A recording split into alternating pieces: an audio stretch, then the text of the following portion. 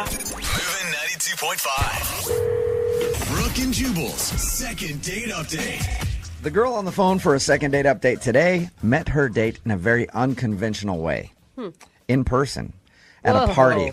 Weird. Yeah, that doesn't happen very often anymore. Normally it's like Craigslist misconnections or Tinder or Plenty of Fish. But she actually met somebody in person and went out on a date with them. Weird. And now she's not getting a call back. Nicole, how are you?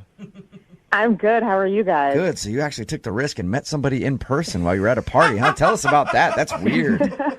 Well, I mean, I didn't know that I was going to meet somebody in person at a party. I just, went to a friend's house for a party and got there, and she said, "Hey, I've got this guy you should meet." So it just kind of fell in my lap. And you actually met him and talked to him Made eye face to contact. face, huh?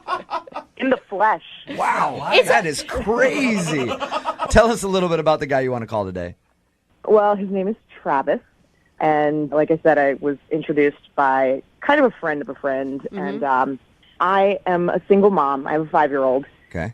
Her dad and I split a couple years ago, so I don't date very often. I mean, I guess I've really only kind of been back on the market for a little while. So when I met him, I didn't really expect to meet someone, and I didn't expect to like somebody. You weren't out like trying to find somebody to date. It just happened that you... No. Okay. But as soon as I met him, we clicked. I mean, just instantly, the conversation was really great at the party, and so I knew that there was somebody that I would want to go out with. Okay, so you guys obviously exchanged numbers and went out. What did you do on your date? We went to dinner. Pretty typical first date, nothing crazy, but just had a really great conversation. It was never awkward. Sometimes you go on a date and it's just, there are those moments where you're just like, oh, God, get me out of here. Right. Never felt that way. Okay. And did he seem interested in you? I mean, because you seemed super jacked about this date. Well, hopefully I didn't seem overly eager. I didn't think that I did. I mean, the date went great. He picked me up, and so when he took me home after the date, asked him if he wanted to come in for a nightcap. Was your kid at home? She was asleep. Okay. And is he a dad, and he's cool with the child thing? He knew that I have a daughter. Yeah. He's not a dad. Okay. But he didn't seem to be uncomfortable with the idea of dating a single mom. Right. He wasn't shocked when there was a babysitter at your house. No, he already knew. Okay. Yeah, that happens sometimes. And what was it like when you guys got back to the house? It was great. I mean, we had a couple drinks. We were talking. One thing kind of led to another. We kissed. Nice. It was really fun, Did your kid wake up at any point and interrupt you guys? No, if she did, I didn't see her come downstairs. All right. Well, that's always kind of awkward, you know what I mean? Like if you're hanging out with somebody who has a kid and then like you guys are making out and it's like, hey, I want a popsicle. Mommy's busy. Yeah. So you didn't have any of that kind of stuff happen? No, nothing like that. Okay. How did you end everything with the guy? He said that he would like to see me again and said he'd give me a call. And then he didn't. Okay. So after a couple of days, I thought, you know what, maybe he's waiting for a sign from me that I'm interested. Right. So I texted him and, just said, hey, had fun, would love to see you again. And he responded saying that, sorry, he'd been busy, things had been a little crazy, but that he would also like to go out again. And so we kind of made a plan to touch base and find a time the next week. And that was about 2 weeks ago, almost. Okay. Yikes. Have you followed up with him? No, because at this point, I kind of feel like I let him know that I'm interested. And so I guess I'm starting to wonder that maybe he's just not interested and now I'm doing all the legwork. And, Everything you've said has been so positive. Maybe he's not looking for a relationship. Did he, indicate that? I definitely got the impression that he was as interested as I was. So it's been about 2 weeks. Do you want a second date with this guy, or do you just want to find out why he just stopped talking to you? Honestly, I think at this point I more just want to know what happened. This isn't I don't date much, and so I just want to know if I did something. So if we call him, get him on the phone, and he's like, "Oh man, I liked her so much. I've just been busy, and I really want to go out with her." You want me to say, "Hey, go to hell, man." She doesn't want a second date with you. That's what you want me to do? No, don't do that. But, right. I mean, if he wanted to go out again, yes, Okay. I would totally go out with him. All right, well, I won't screw that up for you then, okay? Thank you. All right, well, play a song, come back, call him and get your second date update, okay? Okay. Moving 92.5. 100.5. Brooke and Jubal in the mornings. Second date update. If you're just tuning in for the second date update, Nicole is on the phone. She wants us to call a guy named Travis today. They met at a party, agreed to go out, had a great date, went back to her place. She does have a kid. Paid the babysitter. They hung out for a little while, made out. He said that he wanted to go out again, even texted her saying like, yeah, I'm real busy this week, but we should definitely go out, and then has not talked to her since. So she wants to call him today and find out why. And Nicole, I think I know why this guy isn't calling you back. Okay, what do you think? Well, talking to you, okay, you seem very put together, right? You got a kid, but you're still like doing okay. You know, everything seems, you seem like not a train wreck. Right. Yeah. And I think that's the problem. Okay. I feel like he went out with you and he was hoping just for a hookup, and then he's like, oh man, she's actually like smart and she knows stuff, and now she's out of my league and I don't want to call her back. Well, I mean, I guess I could take that as a compliment. Yeah, you should. You should. I'm saying that from our normal second date updates that we do, you sound too good. And I think maybe that's the problem. He's like, yeah, she's too good for me, and I don't want to call her back. Well, I hope that's the reason. All right. Well, I'm about to dial the phone number right now, get him on the phone, and see if we can find out why, okay? Okay. All right, here we go.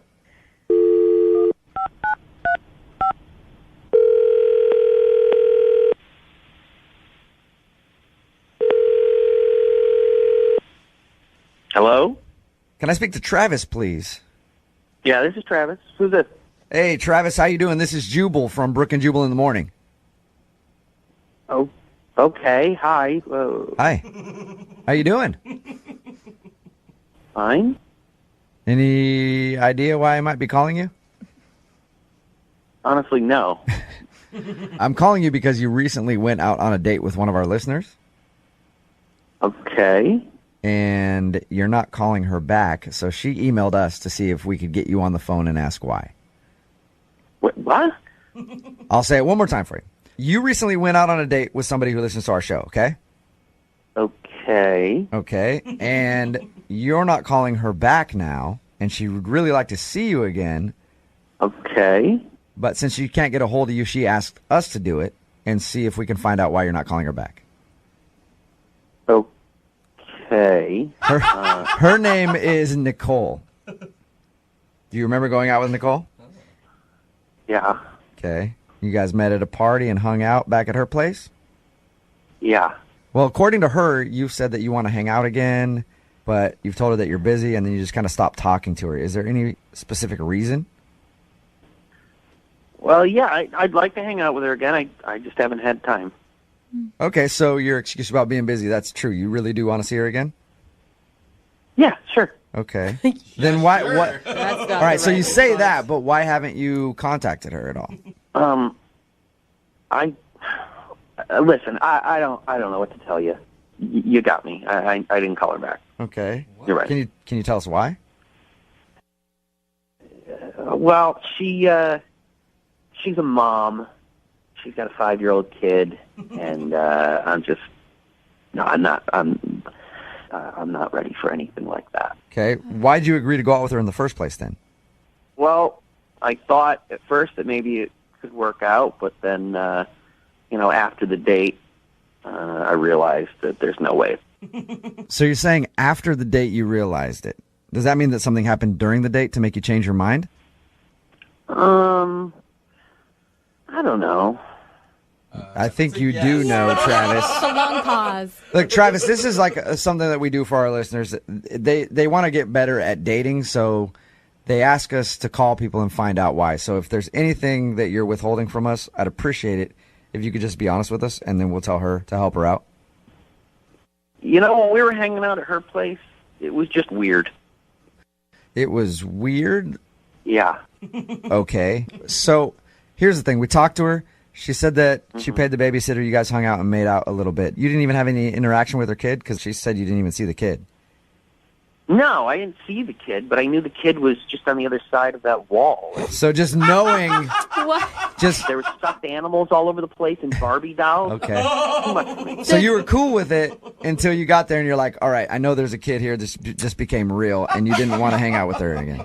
Well, it was more than that. I mean, things started progressing between us, like, physically, I just couldn't get it out of my head that the kid was, like, right there. So the whole time you're making out with her, you're thinking like, all right, this is going to go to the next level. The only thing that's in your head is a kid. Yeah, exactly. And I tried to put it out of my mind. I tried to play through it, and, like, I go under her shirt, and then I see her scar, and that was it. What? So wait, say that again? When we were kissing, I lifted up her shirt, and I saw she had a C-section scar. A C-section scar. Yeah. So is this about the kid or about the scar? That was just a reminder that she has a kid. There's no getting around it. Okay. Can I ask, what is it, though, about the kid? Like, I don't get why you're so shocked by all this when you knew about it going in.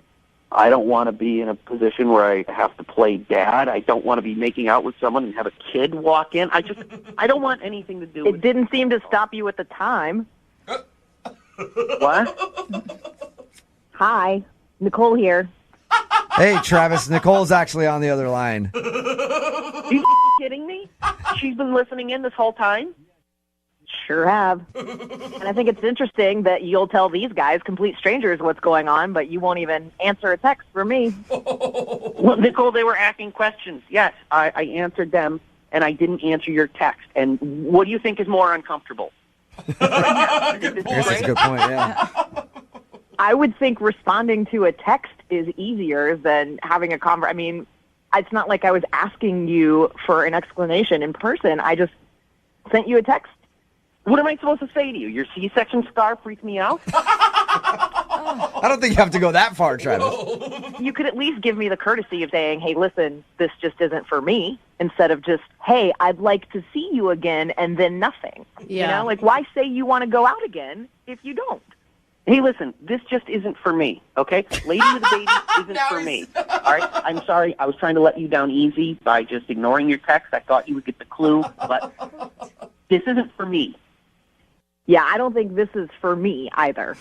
Oh, that's a shame, because I was going to see if you guys wanted to go out again. I will pay for it. Oh, will you? Yeah, why don't you go and get us 3 tickets to Disney on Ice? Disney on Ice.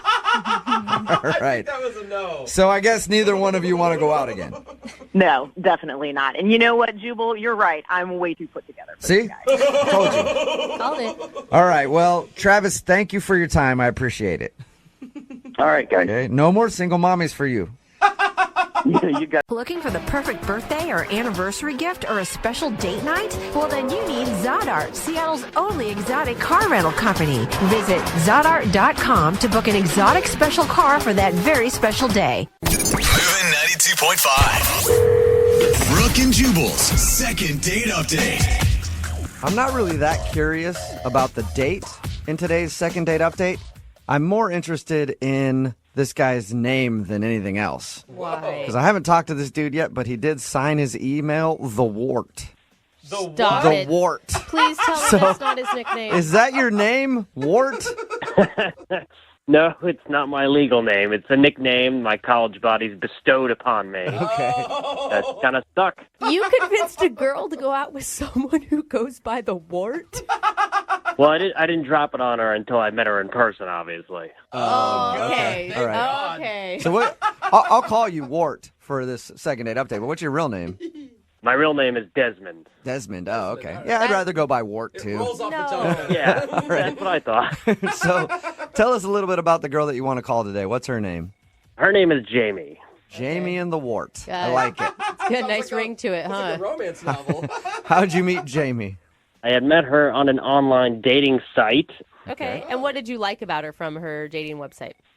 Well, everything. And to be honest, I kind of thought she was a bit out of my league, but I took a chance anyway. Whoa. And she agreed to go out with me, and then when I met her in person, my suspicions were confirmed. So she was out of your league, huh? Like, how many levels up from you?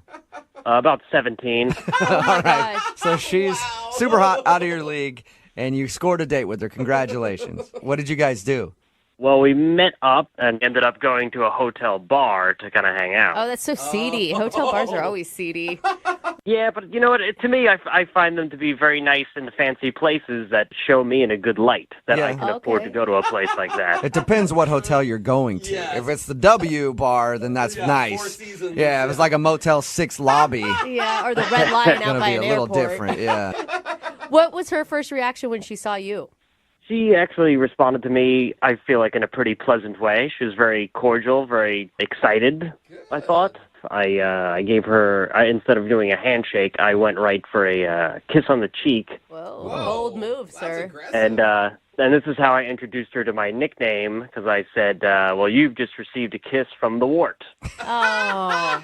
And she I don't liked think that? that's a good way to go into things. How'd she react after you said that? Oh. A little confused, but that then opened the door for me to explain my nickname, where it comes from, and she was kind of on board with all of that. So you're really, I mean, you sound like you're very proud of being called the wart. It's a nickname that has stuck for a while, and it kind of gives me a little bit of a legendary aspect. Okay. Yeah. I mean, definitely people know you. Yeah. If I'm talking about the wart, there's only one person I'm talking about, and that's you. Absolutely. I should hope so. All right. So how did everything go between you and her at the hotel bar? Yeah, I think very good. You know, we drank a little bit. We talked a lot. We got to know each other very, I'm not going to say intimately, but, playfully. She laughed a lot. I laughed a lot. I may have told her one or too many personal things, like I ended up showing her a scar on my leg. Whoa. Why? Why'd you show her a scar on your leg? Well, I had told her a story about being injured when I was a teenager, and then I was like, let me just show you. And so rolled up my pant leg, and there you go. And the scar was like on your calf muscle or something, right? Not like your inner groin. No, it's actually just upper thigh. Yeah, let's call it upper thigh. Okay. So you pulled your pants all the way up to show her this scar. Yeah. All right. Did that seem to turn her off at all? No, not at all. I think it actually legitimized me and my story, because when I first told it to her, she didn't believe me. And I was like, all right, well, then, you're kind of asking for it. And showed her the scar. And she believed me at that point. Okay. Can I ask, I mean, you sound like a very nice person, but are you not very good with women? I'm not going to be writing a book on women anytime soon, but I've had my mild successes here and there. Okay. I mean, I just can't imagine finishing a date with a guy that calls himself the wart and he's showing me scars on his upper thigh and still being stoked about the situation. Oh, come on. Everybody loves the wart. Everybody loves to hang out with or go out with the wart. Like you, I could see you liking the wart. Well, did it seem like she liked the wart at the end of your date? Well, here's how it kind of ended. Things were going well, and this is what I do. Because I'm very respectful of women, we split the check. And you didn't pay? Yeah. And your reason for that is because you're respectful of women? Like, well, yeah, because, I know she works, I work. I feel like it's a good move to be like, hey, I'm not dominating you by just throwing down all my money and paying for this. Equality, I like it. We're equal partners in this. In this not quite relationship, but in this dating scenario. Now, normally the tradition is a guy will pay on a first date. Yes. Did that seem to rub her the wrong way? I don't think so. She paused for maybe a half a second, but she was like, oh, okay, I get you. And then she said, I respect that in return. Okay. And I offered to walk her to her car, which she said no. And then I offered to kiss her. I said, can the wart get another kiss in? And yeah. Did you say it like that? Did you refer to yourself as the wart and ask if the wart could get a kiss? I did. I was, I figured it worked the first time. I figured I had one more in me. And I did say I would call her, and she did say yes. So it seemed like a success, regardless of getting that last kiss. And have you called her? I have called her twice, and have yet to receive a response. Okay, and how long has it been? It's been a little over a week now. Okay, yeah, it sounds like the wart is getting the old blow off. All right, we'll play a song, come back, call her, and get your second date update, okay? Okay. All right, hang on, man. Moving 92.5. Brooke and Jubal in the mornings. Second date update. I don't think I'm alone in saying I don't know why somebody wouldn't want to go on a date with the Wart. Yeah. If you're just tuning in for today's second date update, the Wart is on the phone. That's his nickname. His real name is Desmond, I guess, but he goes by the Wart. And he went out with a girl named Jamie, who's not calling him back. They met at a hotel bar, hung out for a little while. He introduced her to the Wart, and then they parted their ways, and they haven't talked since. And we're about to call her and see if something went wrong on their date. All right, Wart, are you ready? I am so ready. And has this nickname ever caused problems with women in the past? Surprisingly not. I feel like I carry the nickname with confidence, and I think chicks dig that. Yeah. There you go. They do. Chicks dig warts. Chicks dig warts. We know that. All right. I'm going to dial the phone number right now and see if we can find out why she's not calling you back, okay? Okay. Here we go.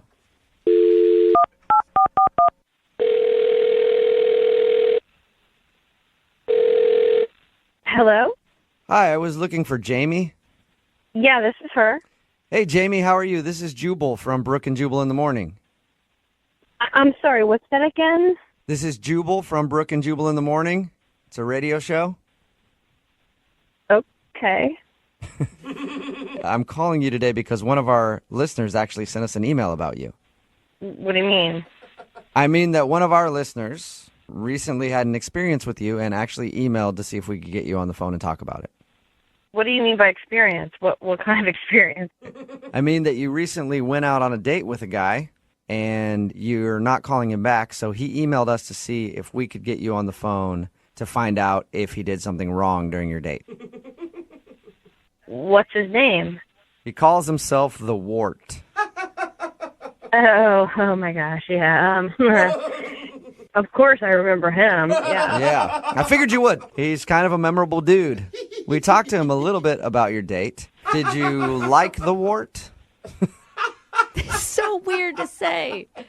Well, he was kind of weird and charming. He had like a unique personality. Okay. All right. It's charming. That's good, right? Yeah, but I mean, I have to say, I feel like I really felt like I was being pranked. What? Was it? Yeah. Was it because of his nickname? Well, several things. I mean, who goes around calling themselves the Wart? So you think that it could have been an elaborate setup by a friend? Well, that's what I was thinking at the start, but then halfway through the date, I realized, oh, this guy's for real in his own weird way. Yeah. Was that exciting or?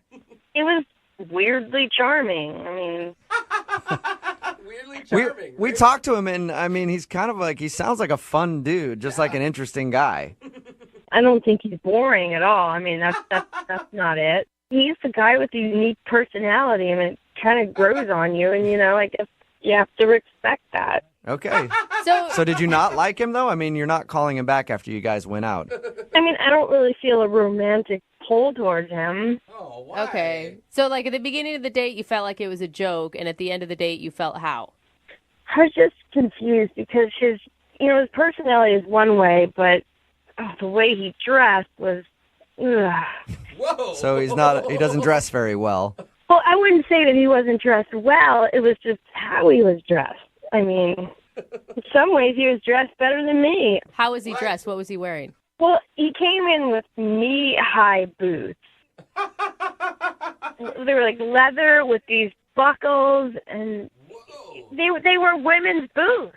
He was wearing women's boots. Did you ask him about him? I didn't want to offend him. I mean, so I didn't go into asking him all about it, but let me tell you, these were women's boots with like leather and straps, and they went up to your knees. Huh. Interesting. I mean, I just couldn't get over that his footwear was better than mine. Yeah. They do make you feel sexy, though. I mean, I will say, Maybe you that guys was should it. rock them one night, and you're like, well, yeah, 20 buckles later. I can strut in these.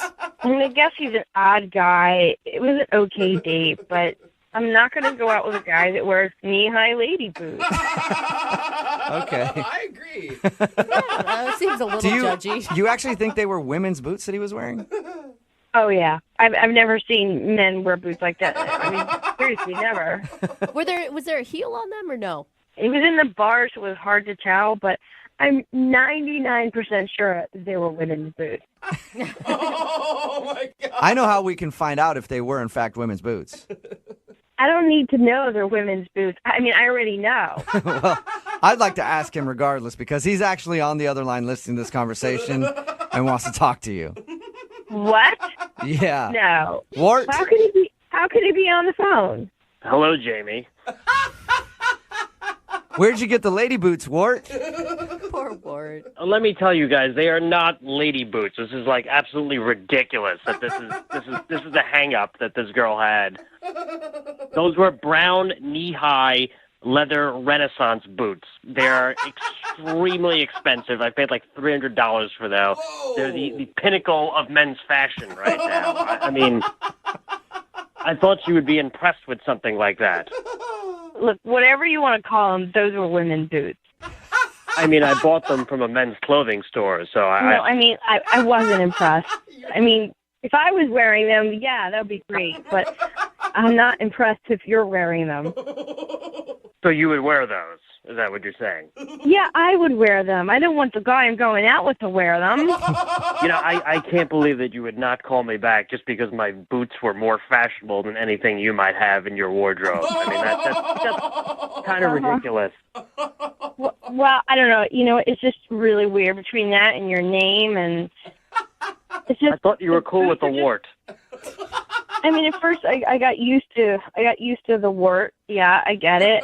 But when I saw those boots, I mean, I thought, well, maybe he rides a motorcycle, but I didn't see any motorcycle.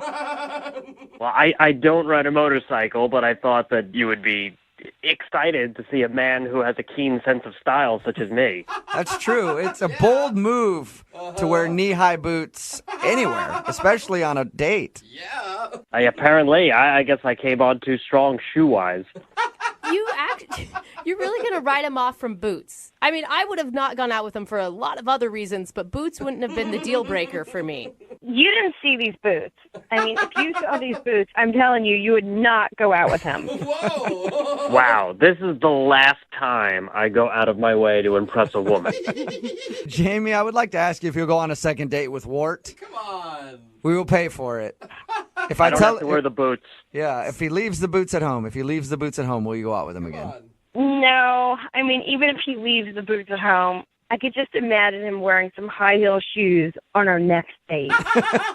It's fun. You never know what kind of shoe this guy's going to pick. So there's no way we can get you to go out with him again, Jamie. No, I'm sorry. I really want to pass. Aww. And I was thinking of wearing clogs on our next date. Ooh, Forget that. fashion forward.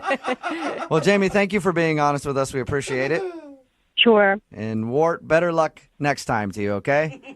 A hard lesson learned. I say, keep wearing the boots, man. That is sexy. Well, thanks, guys. And if you ever have anyone who's interested in dating the Wart, please don't hesitate. All right. We will hook you up with somebody, Wart. Brooke and Jubal in the morning.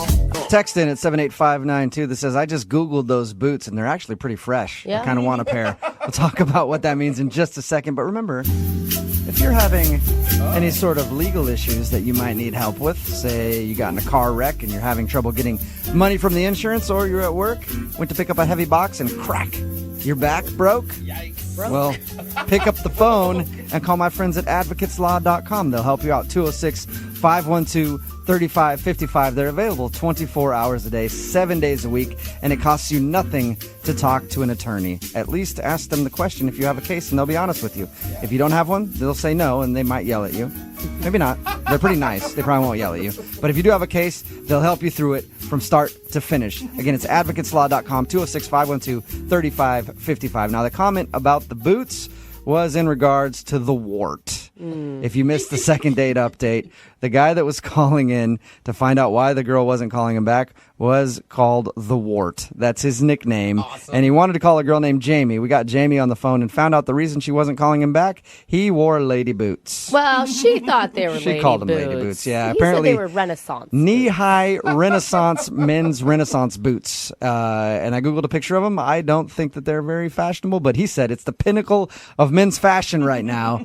And I asked people to text in at 78592 if they want to go out with the Wart, because I promised it might help find him a date. Nobody wants to go out with the Wart. I mean, granted, the guy calls himself the Wart, and that is definitely a red flag. Yeah. But we should all... Moving 92.5. Brooke and Jubal's second date update. In my experience, one of the best places to hit on a girl during an interview, a job interview. What? Yeah, it's the best time to try to slip it in there and see if you can get a date. Yeah. That is sort of what Jack, who's on the phone with us today, did with a girl named Michelle, who he wants us to call for a second date update. And I couldn't tell from the email if they actually did go out or not. But he did ask her out while she was being interviewed for a job with his company. You know, Hey, Jack, what's up, dude? How are you? Hey, what's happening, guys? How's it going? So, Jack, did you guys actually go out? Yeah, we did. We went out for drinks. Okay, so you did go out with this girl. Yeah. Okay, we'll get to that date in a second. First, though, I want to know, how do you ask out a girl that you're interviewing for a job? Like, what happened? Well, she came in for a job interview at my place, and I was the kind of person who talked to her afterwards and, like, just kind of walked her out to her car out of the building. And So Okay. you weren't doing the actual interviewing. You were like the person leading her to and from the interview? yeah, I was kind of like the exit landing person, kind of whatever. Okay. You know? I was really hoping you were the one that asked the questions. Yeah, me too. So you were like, follow me. I'll take you to the important guy. Right? Sort of. Yeah, a little bit. I mean, I was to our, like, senior vice president guy. He's the one who does all the hiring and stuff, so. Okay. would you be in trouble with work if they found out that you were hitting on potential employees? I don't know if it would be. There would be a conversation. Okay. All right. Are you scared that you're going to get in trouble now that she's not calling you back after you guys went out? No, I don't think so. I don't think she would do anything or say anything. What was her reaction when you asked her out as she was leaving the interview? I don't know. That whole thing just is curious to me because I don't think I would ever ask a girl out like that. Well, I didn't when I walked her out because it didn't seem appropriate. But after, I couldn't stop thinking about her, and so I got her email from the resume that she submitted. Oh, so you emailed no. to ask All her right. out. That's ballsy, Jack. Yeah. So you emailed her to ask her out, and then she said yes, I guess. Yeah. So All right. You know, kind of went out and had drinks and stuff. I want to warn you, Jack, that this is how my best friend met her current husband.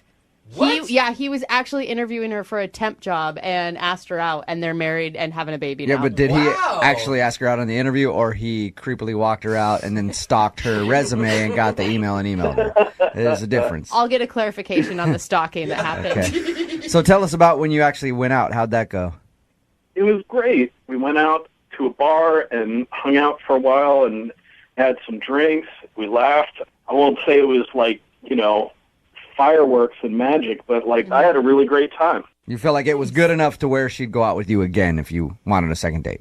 Yeah, absolutely. Okay. And how many times have you tried to get a hold of her since you guys went out? Well, the day after we went out, I texted her and I was like, hey, I had a great time. I'd really like to see you again. And then I didn't hear anything for like a day or so, and I texted her again and I just asked if she might be free to go out that Friday. And Now- you got nothing? No, nothing. Now, there's no way she felt obligated to go out with you, right? Like, was worried that she wasn't going to get the job if she didn't say yes? I don't think so, because I made it pretty clear when I emailed her that I didn't have anything to do with the decision-making process. So Okay, Did she that's get good. Did she get the job?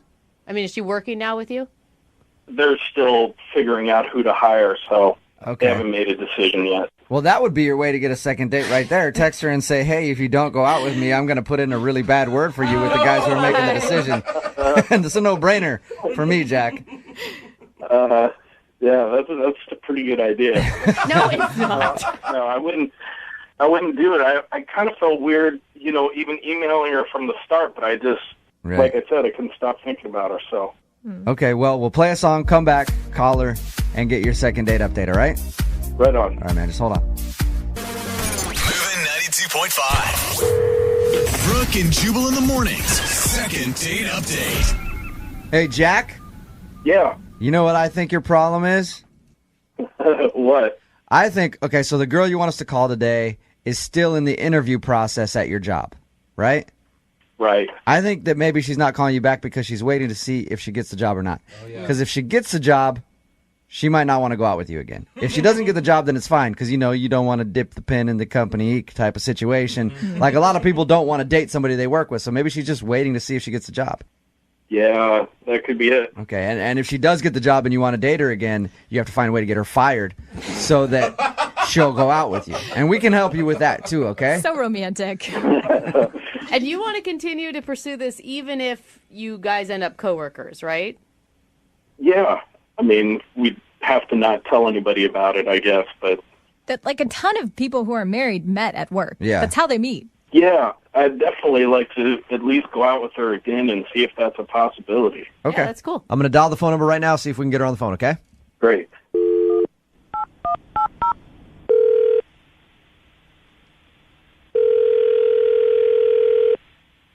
Hello? Hi, is this Michelle? Yes, this is she. Michelle, how are you? This is Jubal from Brook and Jubal in the Morning. I'm sorry, what is that? Jubal from Brook and Jubal in the Morning. What are you? What is it, Jubal? The radio show? Oh, okay. What can I do for you? So you've heard our show before? I have heard of it. Oh, you've heard of it. Nice. Okay, that's That fine. works You for know us. what? It's better actually to just have heard of us than to have actually heard the show. So you're doing well. It's more enjoyable Listen, that way. I'm calling you because one of our listeners, someone who does listen to the show, actually wanted us to get a hold of you. That's kind of weird. But okay. You recently went out on a date with him. Oh. Have you been out on a lot of dates recently, or do you think you know who I'm talking about? No, not a lot. Just one. Was his name Jack? Oh my God. Yes, it was with a guy named Jack. All right. Well, Jack emailed us because he wanted us to call you. He's wondering why you're not answering any of his text messages or phone calls because he would love to see you again. He did tell us about the way that you met, and I thought it was pretty awkward that he contacted you while you were trying to interview for a job at his company or whatever. But he said he enjoyed your time together and really wanted to see you again. So he asked if we'd call you and see if we could get you on the phone and find out why you don't want to go out with Jack again. I don't know if I'm comfortable talking about this. He basically wants to know. So if it's embarrassing for you and you don't want to talk about it, okay, I still would like to know, but that's fine. I understand. But if it's something that is embarrassing about him, he's willing to hear the answer. I mean, he's fine, I guess. But yes, that's a good sell. Well, it wasn't even like that. Like the job that I was interviewing for the day that I met him, I really want. Right. And I thought it would be, I don't know, I guess I thought of it more like a prudent networking kind of thing. Rather than, okay. So you were like, I'll make a good connection at the office. Hopefully maybe he can put in a good word for me. I can get the job. Yeah, exactly. Yeah. And, I was sort of using it as an opportunity to kind of suss out, where I stood with the company. He didn't really give me any details, but, the one thing that I did get out of him was that he'd seen my resume and that a lot of really qualified people had applied and just sort of implied, he didn't say, but he kind of implied that, I wasn't qualified, which, I mean, it offended me, honestly. Yeah. That's kind of rude to say to somebody. But yeah, I saw your resume, but you really don't match up to the other candidates. I'm sorry to let you down here, but I'll buy you a drink if that'll help. Michelle, are you sure he just wasn't nervous and maybe mentioned that because he didn't really want to talk about work and you were bringing it up? Maybe, but honestly, I just was like, well, okay, if this is how it is, then that's the end of the line for us. You know what I mean? You were using him to get the job, and then when he told you that you probably weren't qualified in not so many words, you were over it. I wasn't using him to get the job. I was using the drinks as a networking opportunity. Yeah. In other words, yeah, exactly. So, I mean, that's pretty much what happened, right? You just wanted to go out, and then once you felt like he was telling you you weren't material for their company, you're like, okay, well, I don't want to go out with him on a date again. And I don't want to, lead him astray if he wants other things from me that I cannot give. I mean, that's how you play the game. Am I right? No, you're right. Yeah. It's all about connections and stuff like that. And I don't think you should lead anybody astray ever. That's why I'm going to tell you that Jack is on the phone with us right now. Are you kidding me? No, I'm not. Jack? Hey. Oh my God, you've got to be kidding me. This is bullshit. Well, at least now he knows what the deal was, Michelle. Well, yeah, I guess so. I guess now you know what the deal is, Jack. You know, you could have just texted me back. I Right? do, but you seem like the kind of guy that would take any sort of feedback as encouragement, and I don't want to encourage you, like straight up. How about just, hey, I had a good time too. I don't want to go out again. I mean, I did have a good time, but I'm not going to be your girlfriend. I'm not going to you if that's what we're talking about. Wow. Or you could have texted back, I don't think I'm going to be able to use you to get that job. Oh. Yeah, maybe I should have. Maybe I should have texted back to you. I'm sure you would have taken it really well since you're the kind of weirdo who puts girls on the radio instead of being a damn grown-up and leaving me the alone. Wow, that escalated quickly, Michelle. I mean, this is inappropriate. I didn't know, like, I would have presented this very differently if I had known that this dude was on the phone, and that's inappropriate not to let someone know and to put them on the radio. Like, I don't even know how that's legal.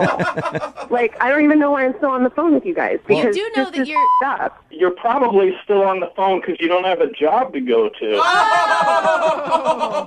He said Michelle- that you were still up for the position right now. Oh, there's not a chance she's going to get it. You should see her resume. The closet coming wow, out. all man. right. So both you guys are obviously just upset at each other. Oh, yeah, no, it's cool because I thought I wanted to work for this company, but I obviously don't want to work for a bunch of freaks who stop girls' emails from their resumes and then ask them out on a date. I can get a job somewhere else. Just a little tip, Comic Sans is not the font you want to use on a resume. Yeah, thanks for your feedback. I appreciate it. Wow. Michelle, at this point, I would love to ask if you'll go out on a second date with Jack. You guys can discuss new business opportunities. Just call it a new business meeting. How about that? Not working again. Like I said, I don't even know why I'm still on the phone with you people, and of course I'm not going to go out with this ass. Maybe someone listening has a Yeah. job opening that'd like to hire you instead. Dude, Michelle's a go-getter. She would be so much fun at the Christmas Yeah. party. Jack, would you like to go out with Michelle again after hearing this conversation? Well, no. However, I will let Michelle make my latte for me when she gets that other job. Are you single and feeling out of the loop? Put away that mouse and get out of the house. Join In the Loop, Seattle's brand new activities club just for singles. Go to intheloopsingles.com today. Moving 92.5. Brooke and Jubal's second date update.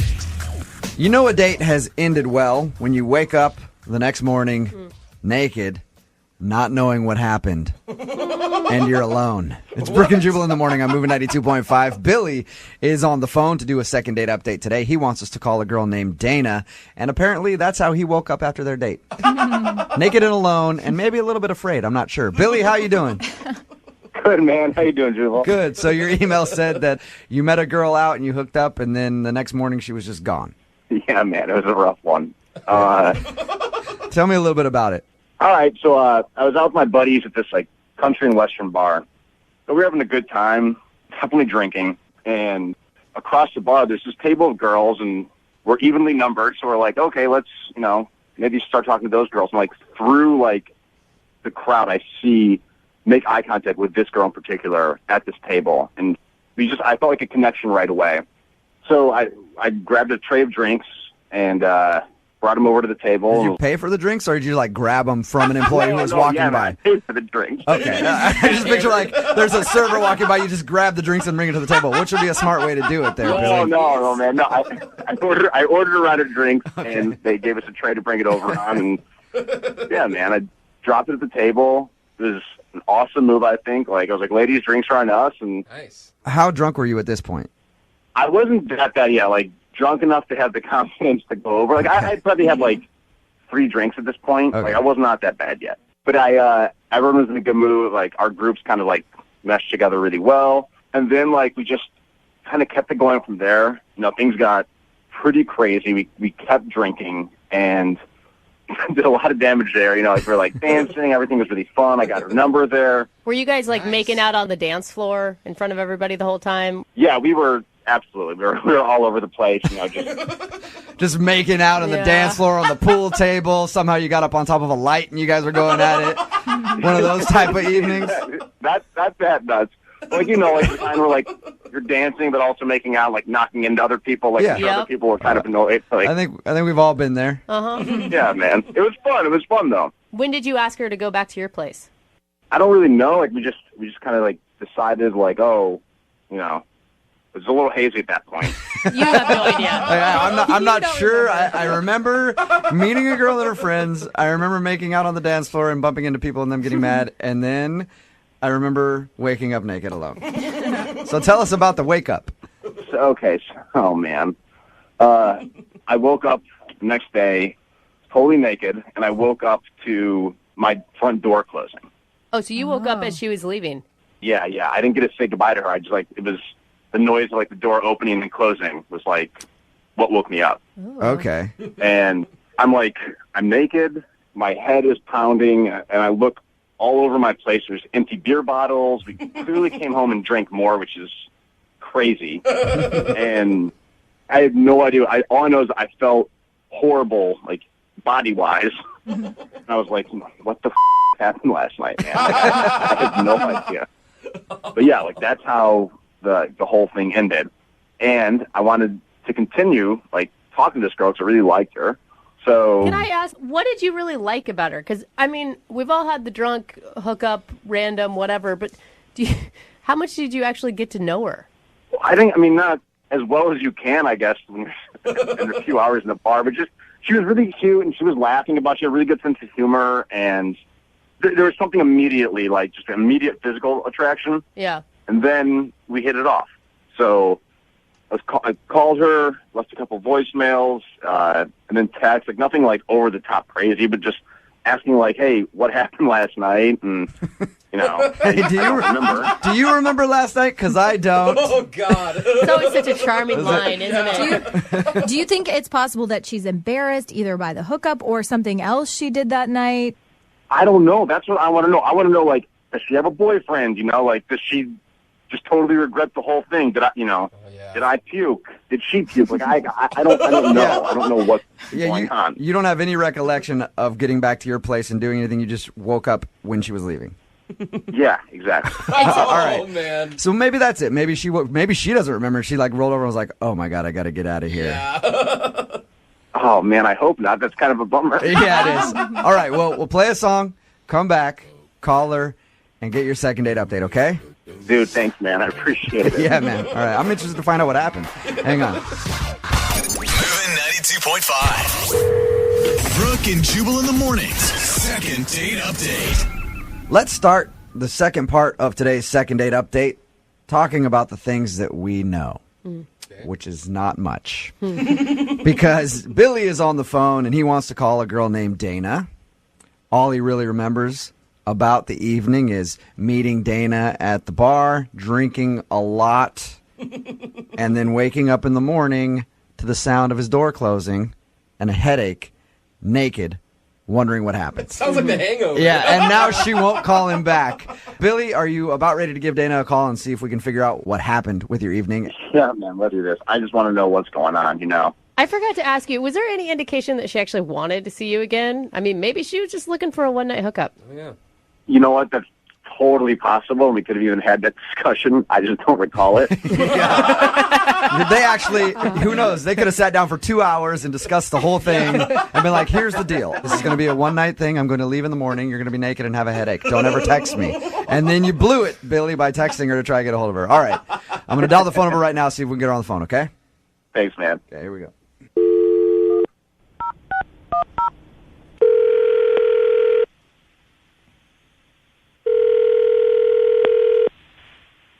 Hello? Hi, can I speak to Dana, please? This is Dana. Could I ask who's speaking? This is Jubal from Brooke and Jubal in the Morning. How are you? What? This is Jubal from Brooke and Jubal in the Morning, the radio show. I'm sorry, do you have the wrong number? I don't think so. Is this 26010? Yeah. Then, yeah, you're the Dana that I want to be calling. Are you busy right now?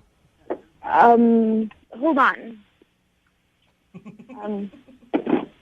What's this about? Well, my name is Jubal from Brooke and Jubal in the Morning. Okay. We do a segment on our show that's called the Second Date Update. It's where if you go out on a date with somebody and then you don't call them back after that date, they email us to see if we can get you on the phone and ask why you're not calling them back. And somebody emailed us about you. Who? His name is Billy. You guys didn't really have so much of a date as you hooked up one night, and he's been trying to get a hold of you. Wait, what? You remember meeting Billy? Yeah, I remember meeting him. Okay, well, he's wondering why you're not calling him back. He talked to us, and he told us all about meeting you and how much he thought you guys hit it off, and he's curious to find out, if he did something wrong or... Did he tell you guys about what happened that night? Well, I don't want to blow him up too much, but he said the details were a little bit hazy because you guys were drinking a lot, but he remembers meeting you, dancing, kind of making out, and then waking up in the morning and you were leaving. There was definitely a little bit that went on in between those events. Okay. Okay. Do you mind talking to us for a minute and telling us what that is? Let's just say that it was one of the more traumatic things that's happened to me in my romantic life. Whoa. It was traumatic. Yeah. What did he do that was traumatic? Honestly, I feel uncomfortable even saying it out loud again because it was easily the worst night I've ever had in my entire life. Whoa. Was he that bad in bed? Kind of. He kind of was. Okay. Oh my gosh. All right, now I'm really curious because he doesn't remember anything. Well, good for him because I will never ever forget it. What? All right. But God, you I'm stayed. dying right now. Yeah, you stayed the night. Like it couldn't have been that horrible. What happened? Well, I stayed the night because I was too drunk to do anything. Oh, so if you were less drunk, you would have left in the middle of it, or something? I don't know. What? So what? Can you tell us what happened? He wants to know. He's willing to hear whatever it is you have to say.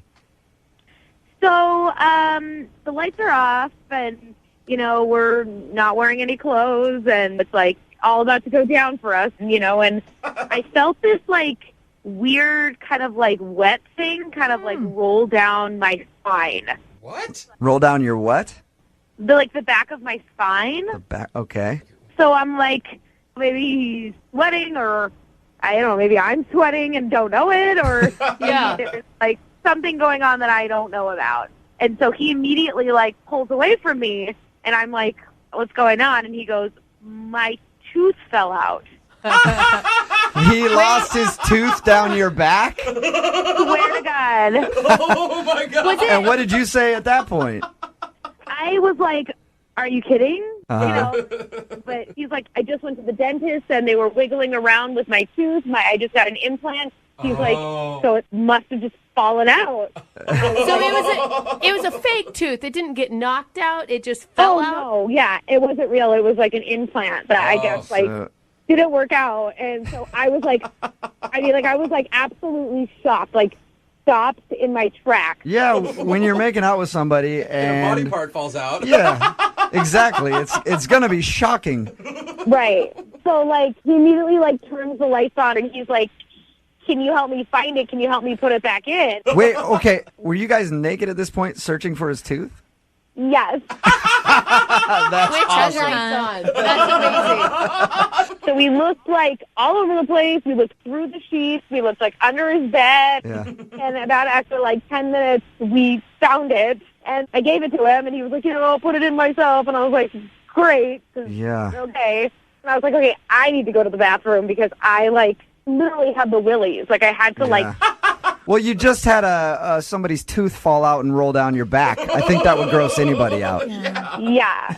I was like disgusted, right? And I was like, okay, come out, like ready to be like, okay, dude, like let's cool it. And he was totally passed out asleep. Oh, Dana, I'm going to go ahead and say I understand why you're not calling him back. Well, I appreciate the support because it was absolutely disgusting. Okay. Yeah. Well, Dana, I should let you know right now that Billy is actually on the phone. Hey, Dana, I'm... What? man. Oh my God, can't- Billy, I am so sorry. I had no idea you were on the line. Well, I mean, it's cool. I'm like mortified that happened. It's super embarrassing. Like I don't remember it. I'm sorry that it happened. Like no one should have to go through that. But I mean, you have to admit it's kind of funny, right? Billy, like, I understand that you probably think that's funny, but I was absolutely disgusted. Like, I thought I was going to actually throw up at your house. And not from the alcohol. I was going to throw up because your tooth fell out and rolled down my back. To be totally honest, like I'm actually kind of relieved to hear like that's what it is, because I would have been like way more mortified if like I had puked on you or something like that. I mean, it's like, it's a tooth. It's a fake tooth. It fell out.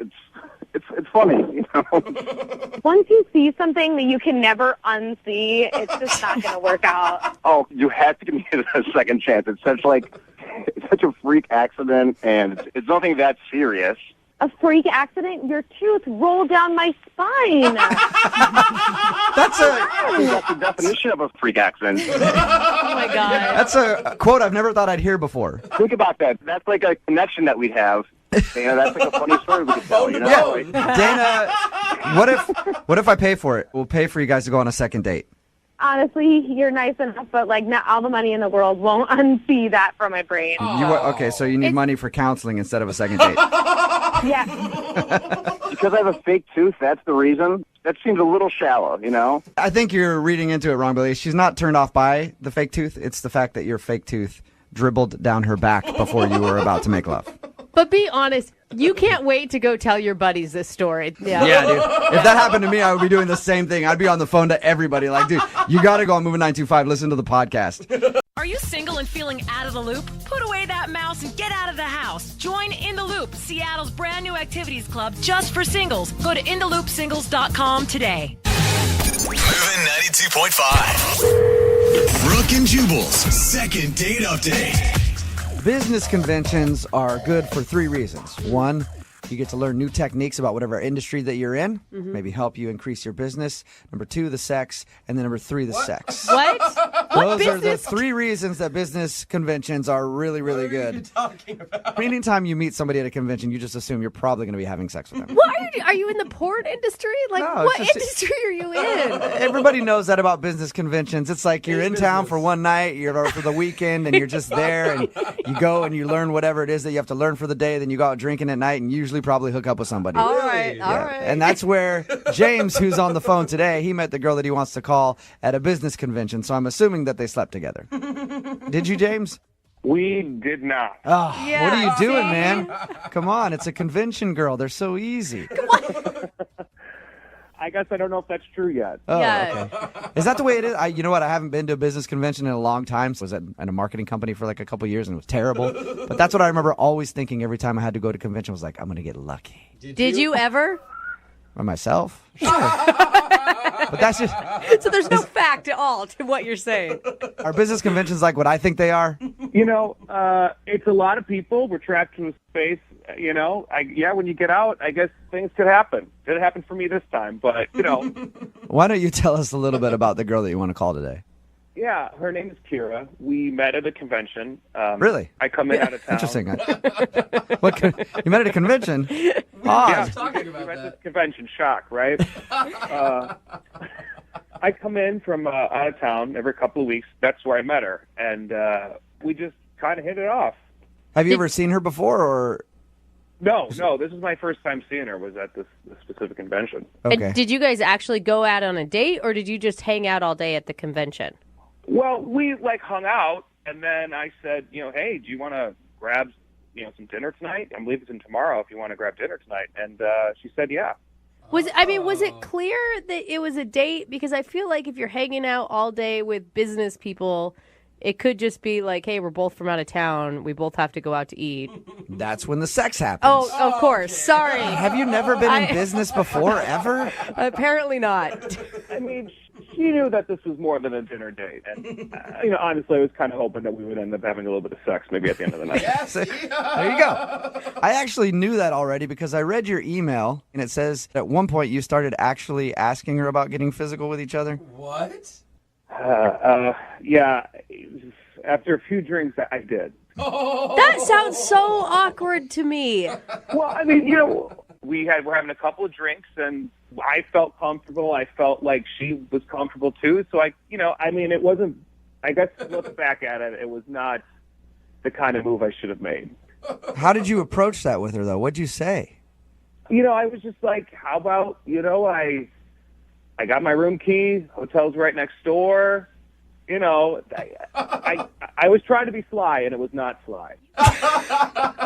What did she say to you back? She kind of got a little uncomfortable and was like ready to go, and I felt awful. I'm a human. And I offered to walk her back to her hotel, and she said no thanks, and got a cab, and I just went back to my place. And, I tried to reach out. I did, because I felt bad, and I haven't heard from her. What'd you do by trying to reach out? You text her or call her? Yeah, sent her a text. That seems to be the easiest way to get a hold of her, and I haven't heard anything.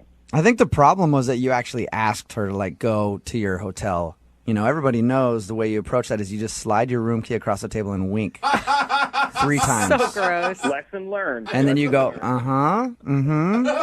And then she'll just pick up on that hint. I mean, all joking aside, I really, really liked this girl. And, that's why I wrote in, because I want to try to make this happen, Okay, so do you want to apologize to her for being maybe a little too forward and then ask her for a second date? Absolutely. I want to apologize, and I want to see if I can't get a second chance, Mm-hmm. You feel like she got the wrong impression. Yeah, that's not really me. That's not really you, but if she would have said yes to going back to your room, you would have absolutely done it, right?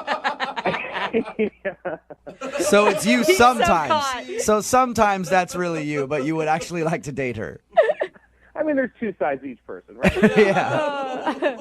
Before all that happened, I really do think we had an actual connection, and I'm very interested and attracted to her. So you think you just messed up by trying to get it back to your room same night that you met? I totally messed up. I totally messed it up. We were drinking, and, you know how it is. You take signs that might not be there, Yeah. All right, well, we'll play a song, come back, call her, and get your second date update, all right? All right, thanks. All right, hang on. 92.5. Brooke and Jubal in the mornings. Second date update. We've got James on the phone with us, and today he wants to call a girl named Kiera. They met at a convention. He thinks he screwed up their first date because during dinner, he asked her if she wanted to go back to his hotel room. Mm-hmm. Not to check out the great deal on Wi-Fi that they have there or the great amenities, to do stuff that adults do with each other in hotel rooms on occasion. Yes. And she turned him down and said no and hasn't talked to him since. But he'd like to get her on the phone because they met at this convention. He's in town once in a while. He wants to go out with her again, on an actual date and not just try to, get some butt. So, butt? Yeah. God, that is one sexy way to put it. Oh, my God. How could a girl say no? You're about ready to give her a call and see if you can do some damage control and get another date? Let's see what happens. All right. The tough part about this for you is convincing her that you're not just interested in sex. Right. Because you already went there, so how do you go back and be like, no, I promise that wasn't the only thing that I'm interested in. I would actually like to date you. Charm? Yeah, maybe. You think you have some of that, James? Well, I guess we'll find out today. If you had charm, you would have been able to get her to go back to your room. You wouldn't even be having this problem. Yeah, I guess it's the power of persuasion then. I think just be honest and true to yourself, James, is probably the best goal here. Okay, yeah, I'll just, apologize and let her know that I was just too forward and see if we can't, go back and try it again and show her who I really am. Yeah. Okay, cool. Well, I'm going to dial the phone right now and get her on the phone. You ready? All right, let's do it. Okay.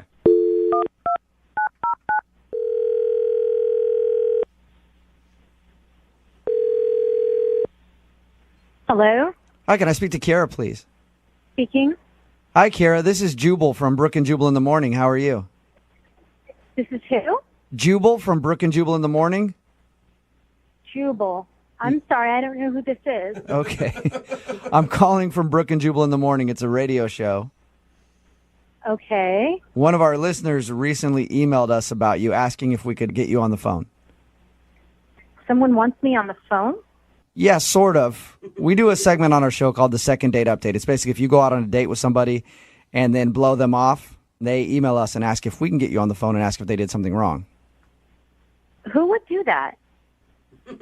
His name is James, and you recently met him at a convention. God, really? Yep. James emailed us and asked if we could get a hold of you because you're apparently not answering any of his text messages. Did you like James at all? Well, I liked him on our date until the very end, but no. Are you talking about the point where he asked if you wanted to go back to his hotel room? He told you that? Yeah, he did. He told us because we asked him about your date and about meeting you. He said that he really liked you, but he also felt like he kind of overstepped his bounds there, and he felt bad about it. He kind of overstepped his boundaries? I mean, did he tell you everything? That's all I know is that you guys met at a convention, went out for dinner, and he asked you to go back to his room, and that's the last he heard from you. That's all he told us. Okay, so did he tell you towards the end of dinner, and I understand we had both had a couple of drinks, but did he tell you that he said to me, hey, you know, I'm in town every couple of weeks, and I would love to have you as my friend with benefits. That is seriously what he propositioned you? He was already trying to get me back to his place that night, which I figured out. Yeah. I mean, I'm not stupid. It's not my first convention, but just be like, hey, baby, I'm in town every couple of weeks. You could be my regular friends with benefits? What the hell is that all about? Is that really how he said it? Because that's not how he explained it to us at all. Well, I'm sure he's being all sweet when he explains it to you guys. He doesn't want to sound like a f***ing dick. Yeah, good point. I mean, so... And then, I mean, when I said no, because seriously, I've known him over dinner for maybe an hour and a half. Yeah. He accused me of being a f***ing prude. No, he didn't. What? He sure did. How did he say that? So weird. Because I value myself as a human being, not just as a woman, but as a human being who just doesn't want to spread my legs over cheap wine and shitty steak. Oh, my God. That makes So- me a prude. What did he say to you? I mean, did he flat out call you a prude? He did. He called me a f***ing prude at dinner, and that was that. Oh, And That from there, is- I got up and I went to go get a cab to go back to my hotel. That is so like the way he painted it was how much he enjoyed your company and how great he thought you were. Like, I would have never guessed he was that sleazy. I would have never thought he was that sleazy when he so very nicely asked me out after we hung out all day. But as it turns out, he's no different than the majority of the sleazeballs who go to these conventions or are like, hey, time to hook up. Wife's not around. I mean, they're all kids. Does this happen a lot at conventions? Oh, my God, yeah. I mean, everyone who's ever been to a convention knows it's just like code for one big fest. And it's funny. my friends. I was joking about that earlier. We were talking about it, and I was like, that's the way at least I would think of conventions. But, I mean, I guess you get a bunch of horny businessmen out there. Is this the first time something like this has happened to you? Actually, it is, because this is the first time I've ever said yes to going to dinner with anyone. Yeah. Normally, I just go, I do my thing, I hang out with whoever's there, and I just go back to my hotel room and go to bed. Yeah. So he told us that he tried to text you after your date. Oh, Eh. yeah, he sure did. Oh. Did he What not did he just say? apologize in his text? No. I mean, he did. He's like, listen, I'm sorry if things got out of hand. And I wrote him back. I'm like, just don't contact me ever again. And then the guy has the balls to say, well, you don't know what you're missing with this d-. And I'm like, what? That's so He really gross. said that to you? He really, I still have the text message. Wow. my gosh, that is He so- left all of that out. It didn't, from his side of the story, it sounds like he was very sweet to you after, like, I really apologize for asking you to go back to my room. That was so wrong of me. Wouldn't you love to just kind of talk to him about it, though? Actually, I really wouldn't like to talk to him about it. I hope I never talk to him or see him again Oh, at all. that's a shame, because he's on the phone listening right now. He wants to talk to you. What? Yeah. Kira, don't you think you're like over-exaggerating this? No, I seriously am not over-exaggerating. I have those text messages that you sent me, and you're like a foul, crass pig, and I don't want All right, to talk to you well, anymore. Kira, please, just hang on 1 second, all right? I apologize for those text messages, and, like, it isn't really me, but, I mean, at the same time, we were both drinking a lot. I don't remember sending you that text message. I remember apologizing, but I don't remember saying anything about my d***. I wouldn't do that. I thought it was just another piece of proof what a disgusting pig that you are, that I saved it, showed it to all the women that I know that are going to the convention in a week to make sure that they didn't as much as even say hello to you. That's so awesome. But you know what? You were the one that went out with me. Didn't you just say that you knew that's what these conventions were all about, and yet you came out to dinner with me? You can't place this on me. What? I went out to dinner with you. I didn't go back to your hotel room with you and then suddenly become a prude. There's a big difference. I mean, learn it. Well, but here's the deal. You got me going. We were there together, and then all of a sudden you're going to walk away? That sounds like a prude to me. What? We were drinking, you were flirting, you were trying to get me going, and you got me going. Oh, my gosh! James, why do you have to say it like that? Stop! It's true. You did it to me. You got me there. Oh, my God. Seriously, you guys, I'm so sick of this guy. He's a pig. If you can't tell that, all of you are delusional. No, I don't think anybody doubts that. Everybody's on your side with this one, Kira. Once I heard the phrase "got me going" Oh, God. a few times in there, So I'm on board. Hey, Kira, regardless, would you like to go out with James again on a second date? I'd love to pay for it. No. No? Hell no. What if we don't get him going as bad on this date? I would sooner go out with my dog.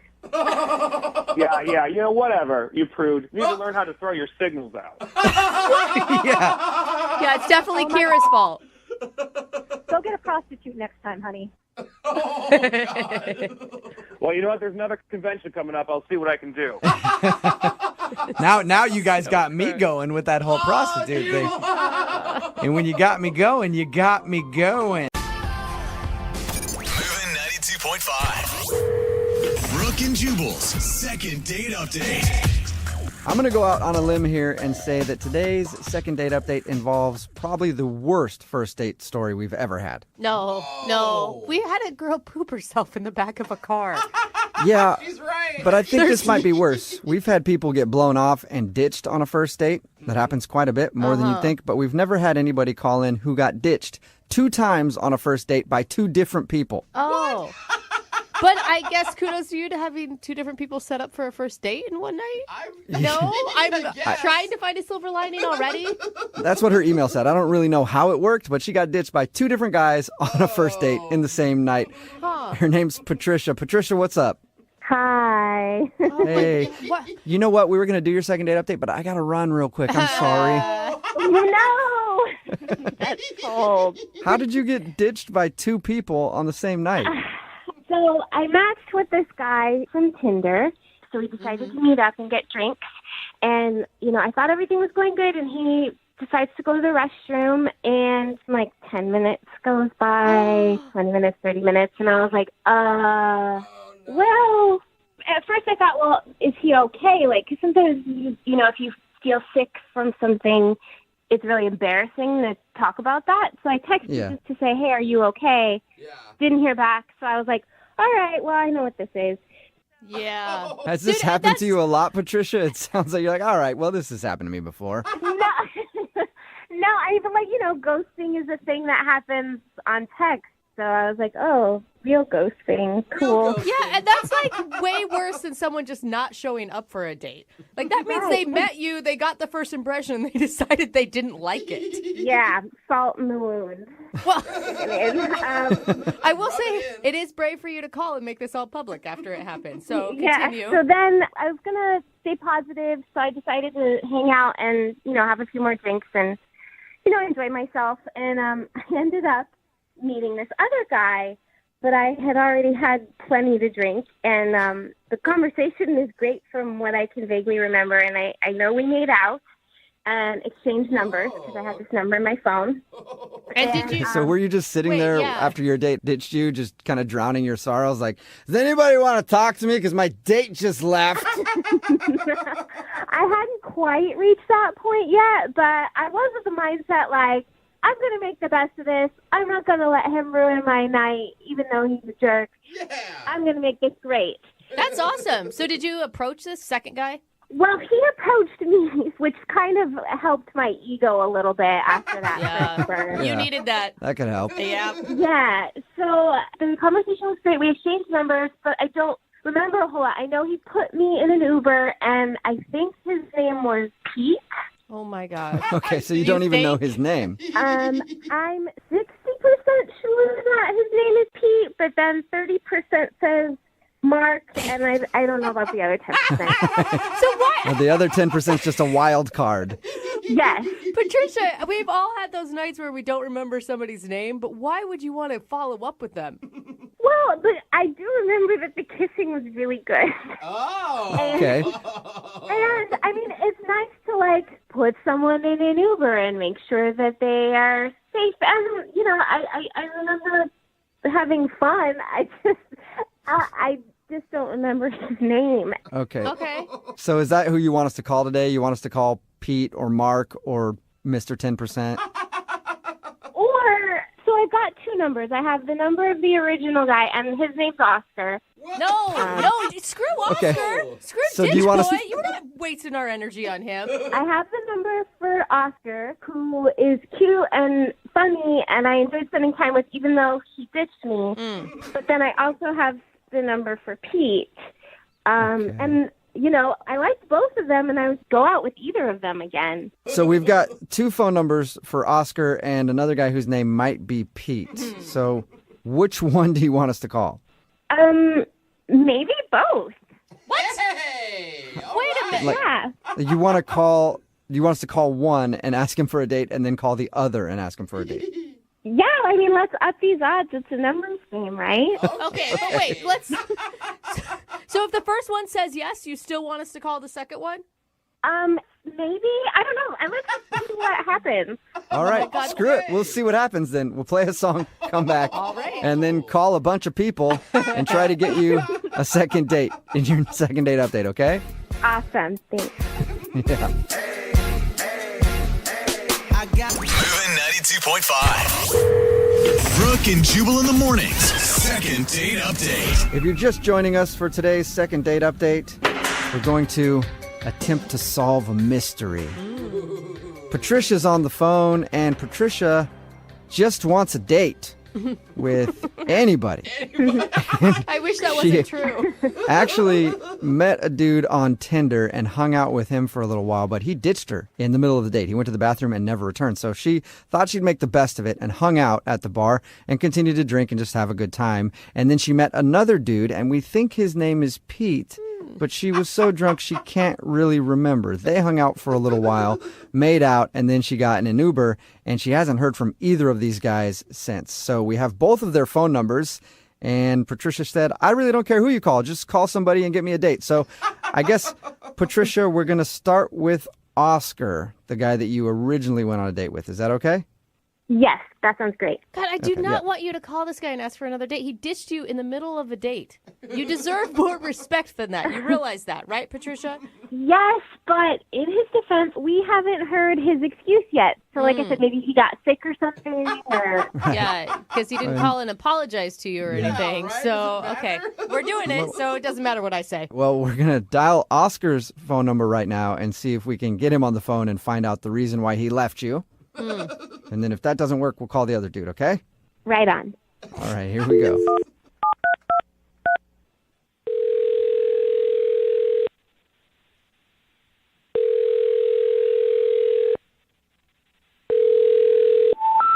We're sorry. You have reached a number that has been disconnected or is no longer in... Wait, did you guys dial the right number? I dialed the number that you gave me. What? He gave you a wrong Wow. number? Wait, he went so He far dis- that he disconnected his number? What the heck? What did you do in that first half of your date to scare this guy so bad? I have no idea. I've never had someone change their number because of me. This is new. Congratulations, Patricia. Well, I guess we can try dude number 2, The mystery backup. man. Maybe his name is Pete. Do you want to try him? Yep, let's do it. Okay, All wait, right. you If his realize- number's disconnected, then you need to give up on dating forever. I might take a break, yeah. Okay. Are we just going to call him Pete? We're just going to gamble with that? At this point, who cares? As long as somebody answers the phone, we'll just call him whatever. All right, here we go, Patricia. I'm going to dial his number now, okay? Oh my God, I hope he answers. I kind of hope he doesn't, making this the shortest second date ever. No. All right, here we go.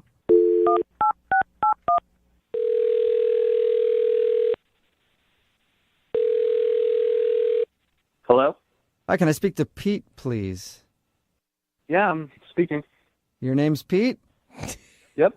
Awesome. What's up, Pete? Hi. So who is this? This is Jubal from Brook and Jubal in the Morning. How you doing? Wait, what? This is Jubal from Brook and Jubal in the Morning. It's a radio show. Have you ever heard of it? Okay. That doesn't answer my question. Have you heard of it before? What's going on? I'm calling you today because one of our listeners emailed us about you. Her name is Patricia, and you met her at a bar a little while ago. Yes, I did. Oh, you remember her? Patricia told us about the night that she met you and said that she's been trying to get a hold of you, but you're not answering any of her texts or phone calls. Well, yeah, I mean, what she did was pretty rude. Was she super drunk? Yeah, she was pretty tipsy, and it just kept going. How bad did it get? I mean, it got pretty bad. Did she puke on you? No, there was no bodily fluids. Oh. See, I'm already thinking, well, then that's better than I pictured for you guys. Yeah, that's pretty good. Is that the reason you're not calling her back? Just she was too hammered? No, I mean, we were talking. She told me this story about how some guy ditched her, and I felt pretty bad for her. So I was hanging out with her, getting to know her, and I guess she had reached a point where she was ready to go home, and she asked me to call her an Uber, and she left when the Uber came. Okay. All this sounds pretty tame so far, Pete. I'm not outraged yet. Were you just hanging out with her because you felt bad? No, I mean, she was cute, and we were having a fun time. Okay, so when did it go south? Well, when she left, she never paid for the bill. What? She just left everything out on the table. Her drinks and the guy from before that ditched her. Shut up. Oh, that sucks. That's a big town. But she probably just forgot. If she was wasted, I mean, who hasn't wandered away from a bar and been like, oh, I didn't realize I didn't pay for that? I mean, she bolted out of that bar like she was on a mission. Wait, so you think that she left you with the tab on purpose? I don't know. It felt like that. How much are we talking here? It was expensive. Not something I was ready to pay for. Oh, no. So you didn't really intend on even going on a date that night, and you kind of wound up in a date situation, and then not only that, you had to pay for her drinks and some other dude's drinks. He went on 2 dates, kind of. Yeah, I went on 2 dates, and I didn't get any action from anybody. I didn't even meet the first guy. Well, maybe you can get some action now because Patricia is actually on the other line listening and wants to talk to you. What? No. Yep. No. Hi. Oh my God, Pete, I'm so sorry. I didn't know that I did that. I was drunk, so I knew I needed to get home, which is why I was like, okay, I have to leave. And I am so sorry. Like, can I please make it up to you? Like, I can pay you back, or maybe I can take you out.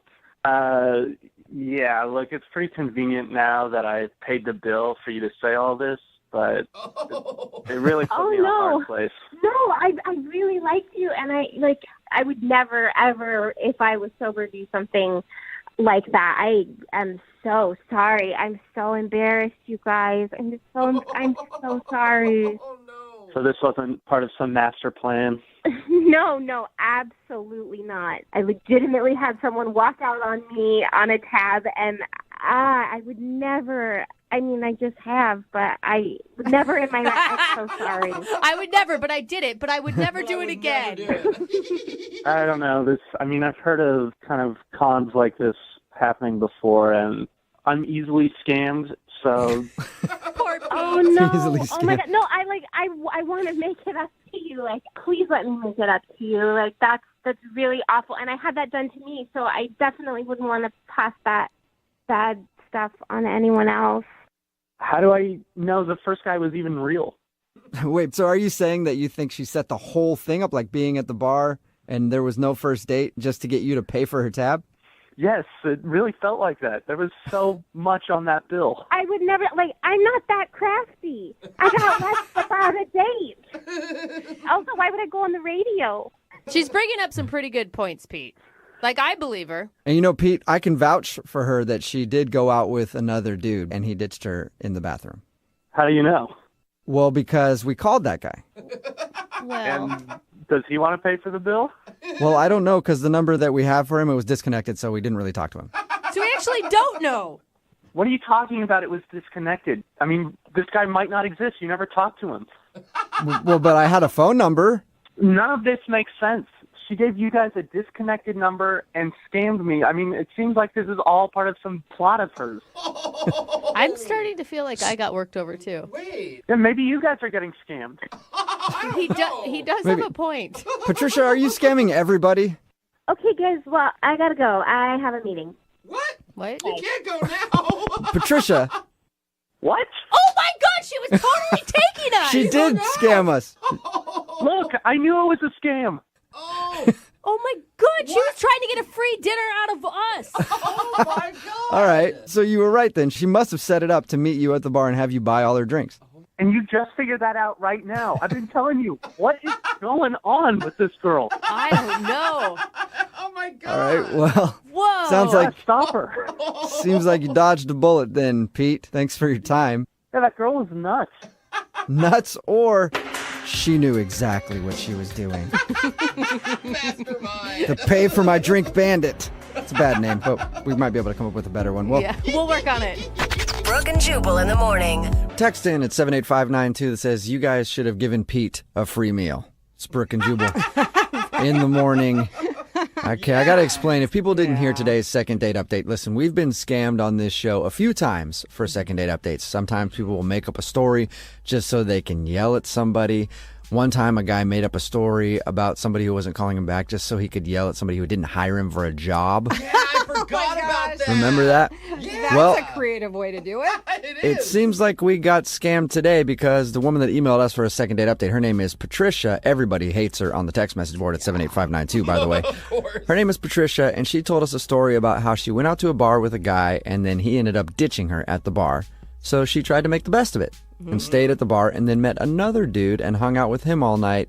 And then he wasn't calling her back. So she said, I don't really care. You can call both phone numbers. We called one phone number and it was disconnected. Yeah. And then we called the other phone number of the guy that she hung out with after the dude who ditched her. His name is Pete. And we got him on the phone and he said, I don't think she was actually there with anybody at all. She was just there to meet somebody to pay for all of her drinks because when she left that night, she didn't pay her tab and he had to pay for everything. For even the first guy. He didn't see her with anybody else at all. Or she just drinks like a fish and eats a ton. And then he confronted her and said, I think that you were scamming me to pay for your drinks. And she got very defensive and then hung up the phone on us. So I think that she was just trying to do a second date update because, you know, at the end of every single second date update, we always offer to send them out on a second date. And we usually do that with gift cards from the radio station for restaurants, not to pull back the curtain too much. But we're not really giving them cash to go out on dates. You know, we throw them a couple gift cards and go, have fun, you two. Here you go. So I think that she was actually just doing it so she could get some free gift cards Which for is dinner. crazy. At First, I was like, no way. She's this poor girl. Why would you accuse her of that? But then you think, we didn't ever talk to the first dude. And then she all of a sudden had to hang up. And it was like, wait. Well, maybe Wait she a was minute. just kind of weird and like kind of stalkerish, and maybe he did change his number to get away Well, from it was her. disconnected, though. Well, And somebody pointed out on our disconnected. text message board at 78592 that nobody has a landline really anymore. And it was like a disconnected landline or something. So Yeah, I guess she that's must have true. thought it through and found a number that was disconnected and said, okay, I'll tell them about this crazy date that I went on. They'll call that. That'll be disconnected. Then they'll get Pete on the phone, and I'll convince him to go out with me again so I can get a free dinner. Wow, smart, rude, but smart. Yeah, I was just yeah. really trying to give her the benefit of the doubt, like thinking, oh, maybe he just wasn't into her, or like he gave her a fake number because he didn't want to really, like he wasn't into her and then left. I don't even No, know. I think she tried to scam It us. does seem like it. Yeah, I think on this one you're probably right. Remember, if you want to do a second date update, all you have to do is email the show, and we will call the person who didn't call you back, or you can try to scam us out of a free meal.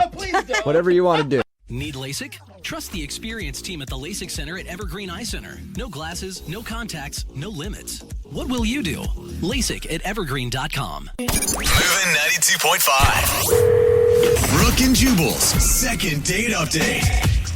The girl that's on the phone to do a second date update today didn't even think that her story qualifies for a second date update. because she's been out on more than one date with this guy, Oh. which makes it even more confusing why he wouldn't be calling her back. Oh, yeah. Her name is Marie, and Marie, how are you? Hi, I'm great. How are you guys? Good. You definitely qualify for a second date update, even though you've been out with this guy a few times. How many times have you gone out? 3. We've had 3 dates. 3 dates with this guy, and now he's just disappeared on you. Exactly. Dude, that is so annoying. I don't know why people do that to each other. Yeah, you're telling me. All right, so tell us about how you met him. We met on a dating website, and we were actually talking on the website for, I would say, almost 3 weeks total. So you guys talked for like 3 weeks online, and you've been on 3 dates. You're talking about over a month of knowing this guy, and then he just bailed on you. Yeah, exactly. Definitely over a month since we've been talking. Wow, And that sucks. If you've gone on 3 dates, like how far have you guys? This sounds weird, but how far have you guys gone physically? Brooke. Well, I'm just saying, like, I don't know what their relationship is. Like, have they already spent the night at each other's house? Because 3 dates is That's okay. You know, actually, no, we haven't. The furthest we've gone, we've made out. That's it. All right. Well, I guess we don't need every single date unless you feel like there's some details we need. But what happened the last time you guys hung out? Well, you know, the first dates were fine. We basically went for coffee once and then dinner. And then so the third date, the last date that we had, we went out to a bar. So it was a little different environment, a little fun, a little noisy, loud. But he ended up bringing a friend. Did he tell you beforehand that he was going to bring a friend? No, which at first I thought, well, maybe we're that comfortable with each other already that it's okay. So then I actually ended up calling one of my girlfriends, and she came over. Oh, well, that's a good idea. So how did that go? It turned out to be a great night. He ended up buying us tequila shots, and it was really fun. And to be honest with you, I was surprised. You know, I've dated quite a lot, and I was pleasantly surprised with where things were going. And he's definitely a little quirky and has his ways, but I like that. And You guys are practically married at this point. You've been kind of seeing each other for about a month now. You've met each other's friends. I mean, that's all there is left to do, right? I mean, I thought we were moving forward at least to something further than where we were at. Do you think there's a possibility that he was freaked out that maybe you were moving faster than him? I guess it could be a possibility. I mean, at this point, I really don't know what happened. I mean, I don't think I came across as crazy at all. To me, we were both moving forward together, if that makes sense. You said that he had quirks that you liked. Yeah. A lot of times that's code for he's kind of weird. Is he a weird dude? You know, there's just little things about him that at first I kind of found it endearing, and he has his ways, he likes to talk little tangents, but then he gets excited about the things that he's talking about, and he has a like gap in his teeth, which is it's just so cute, and it just makes him who he is, I think. Diastema is the technical term for that, if you were curious. What is it? Diastema. Is it really? That's the term for a gap in your teeth. Yeah, I've dated a lot of dental assistants, and they've told me that. That's true. If you ever need That to is true. talk about his tooth gap again, you can use the doctor's term for it if you want. Well, you know, that's good to know. I would love to talk about it with him if he will ever call me back or speak to me again. So what was the last thing that he said to you? So it's been 8 days since our last date when we were at the bar, and I've actually tried to call him a few times. I've texted him a bunch, and I've gotten one response, and it had one word, and it just said, sorry. Ooh. That's all I got. Did you respond to the sorry? Yeah, I did. I wrote back, well, what the hell do you mean? And I haven't gotten any response from that. So are you hoping, I mean, because that sounds like a breakup to me. I mean, like, definitely. you don't have to have the breakup talk because you only went on 3 dates, but a sorry text means I'm done. Yeah, I mean, at this point, I'd at least like an explanation. You know, I feel like I deserve one. You know, we've had this background together for over a month now, and we've been out 3 times, and then, you know, to not even give me anything of just sorry, I'm just, it's upsetting. I don't know. I don't even know why. Did you stalk him online yet? Is his dating profile still up? Yeah, no, I mean, it's all still there. It's all normal. Nothing, he hasn't changed anything. Okay, well, we'll play a song, come back, call him, and get your second date update, all right? Great. Or third date update, or whatever you want to call it. But we'll get it right after this. Moving 92.5. Brooke and Jubal in the mornings. Second date update. Today's second date update is a serious one because the girl on the phone was left at the altar. What? No. That's right. It's a very, very sad story. Oh my gosh. Way more in depth than any of our other second date updates. Is she pregnant too? She might be. Yeah. We don't know. She said that she hasn't hooked up with the guy yet in that way, but weirder things have happened. She was basically married to this guy. Oh. They've been dating for about a month now, and they've gone out on 3 dates in that time. The last time they saw each other, they had fun. They partied with a few friends. Then he didn't text her back. She didn't hear from him for a little while, kept texting him, and he finally just sent her one text that said, sorry. Ooh. And that's the last she's heard from him. Marie, are you ready to call your fiance? It wasn't that serious. It really wasn't. But yes, I'm ready. I'm ready. Okay. Are you mad at him right now? Are you angry with this dude for just ghosting on you, basically? I mean, I don't want to be angry at him, but I am, and I'm mostly confused. I really just want some answers. Depending on his answer, I guess you can judge if you're angry or not.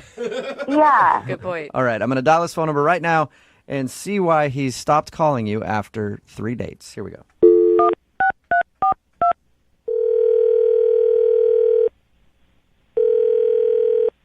Hello. Hi, I was looking for Paul. Yeah, this is he. Hey, Paul, what's up? How are you? This is Jubal from Brooke and Jubal in the Morning. It's a radio show. Okay.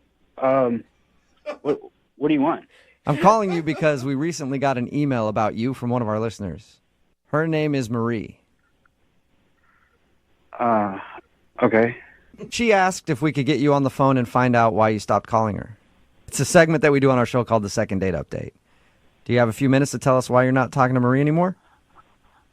I mean, I don't know what she's told you or whatever, but I mean, I've kind of already sent her a text like saying sorry, and I don't know. Yeah, well, she told us about the text, but she doesn't know why because you never gave her an explanation. So she's just more curious than anything. I honestly don't think I really want to tell her. Yeah, but Paul, hey, Paul, have you ever gone out with a girl that you liked a lot and then she just stopped talking to you?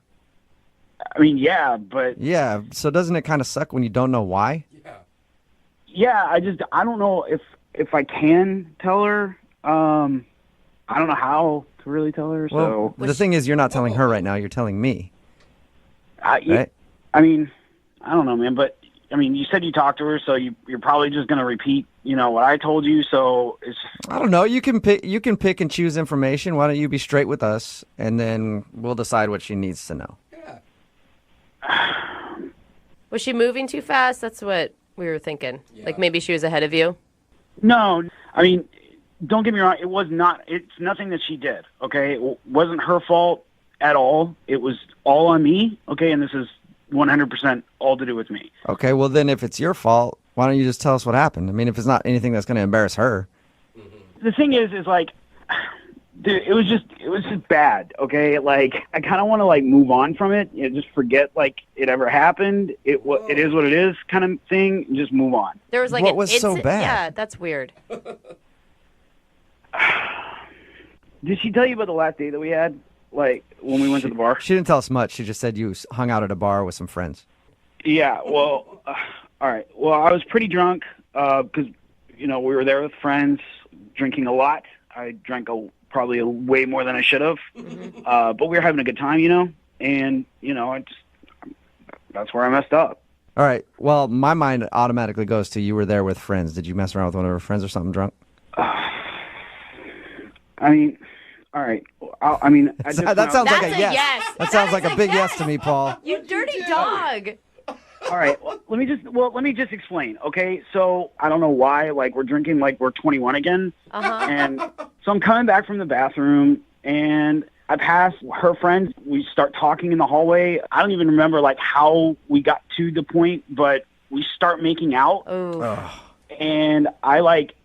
In like mid making out, like I sober up like instantly, like that moment of clarity, like what the hell are you doing kind of thing. And at that point I was like, whoa, I gotta get out of here. Like this is not how I am. This is not who I am. Like, So I like called my Uber and I got the hell out of there, like pretty much at that point. All right. What a That's crappy- understandable. And what a crappy friend she has that's making out with some guy that she's crushing on. Like, that sucks. Well, I mean, I don't want to put it on her. I mean, like, literally, I know how to drink, and that was not how you're supposed to drink, like, throughout the night. So, like, I take a lot of blame for that. So you're kind of taking responsibility, but then you're kind of blaming alcohol. This is what I'm hearing from you, Paul. I mean, you can blame it on the goose right now. You know what I mean? So. All right. So, well, that's understandable then why you'd be like, does it suck, though? I mean, it sounds like you guys were having a fun time dating. Does it suck that you made this mistake and now you don't feel like you can talk to her? Totally, dude. We hit it off. It was like we had conversations that, like, probably some married people don't have. So it really sucks. But at this point, like, I don't know how, one, she'll take it, two, how to bring it up, and then, like, three, how she'll feel like for the rest of the relationship. So, Right. And you I've got some ideas on how you can bring it up to her. Oh, no, Jubal. I actually have a really good idea. Okay. I think you should just talk to her because she's actually on the other line listening to this phone call. What? Yeah. Marie?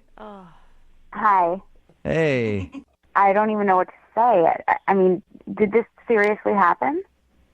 I mean, this is totally not how I wanted to tell you or even tell you, really, because I don't really know how to bring it up. Like, that's why I just kind of texted sorry. I was going to text you, like, this page-and-a-half long text, and I was like, well, that's weird, so I didn't text it, and then, I don't know, I'm sorry. I'm so disappointed. I mean, me too. I mean, right now, I feel like even more so because now you're finding out this way, and... Like, that's not who I am. I can't believe my friend did that. I mean, she hasn't said anything to me. Yeah, I don't want you to blame her. I mean, like, I'm taking responsibility for it. Like, I guess. The goose. Well, let me just say this. Like, it totally wasn't emotional at that point because there was no connection. Like, when I got that moment of clarity, I was like, what the is going on? Yeah. And it was just once. Yeah, like, that's it. I don't even know her name, to be honest with you, and I don't really care to, because like I said, it wasn't emotional at that point. It was like 100% physical. I mean, I don't even think you made out with me that night. Ooh. Marie, it's bad no matter what, but at least he's kind of a stand-up guy about it. I mean, a lot of guys would do this, and then they would continue to talk to you.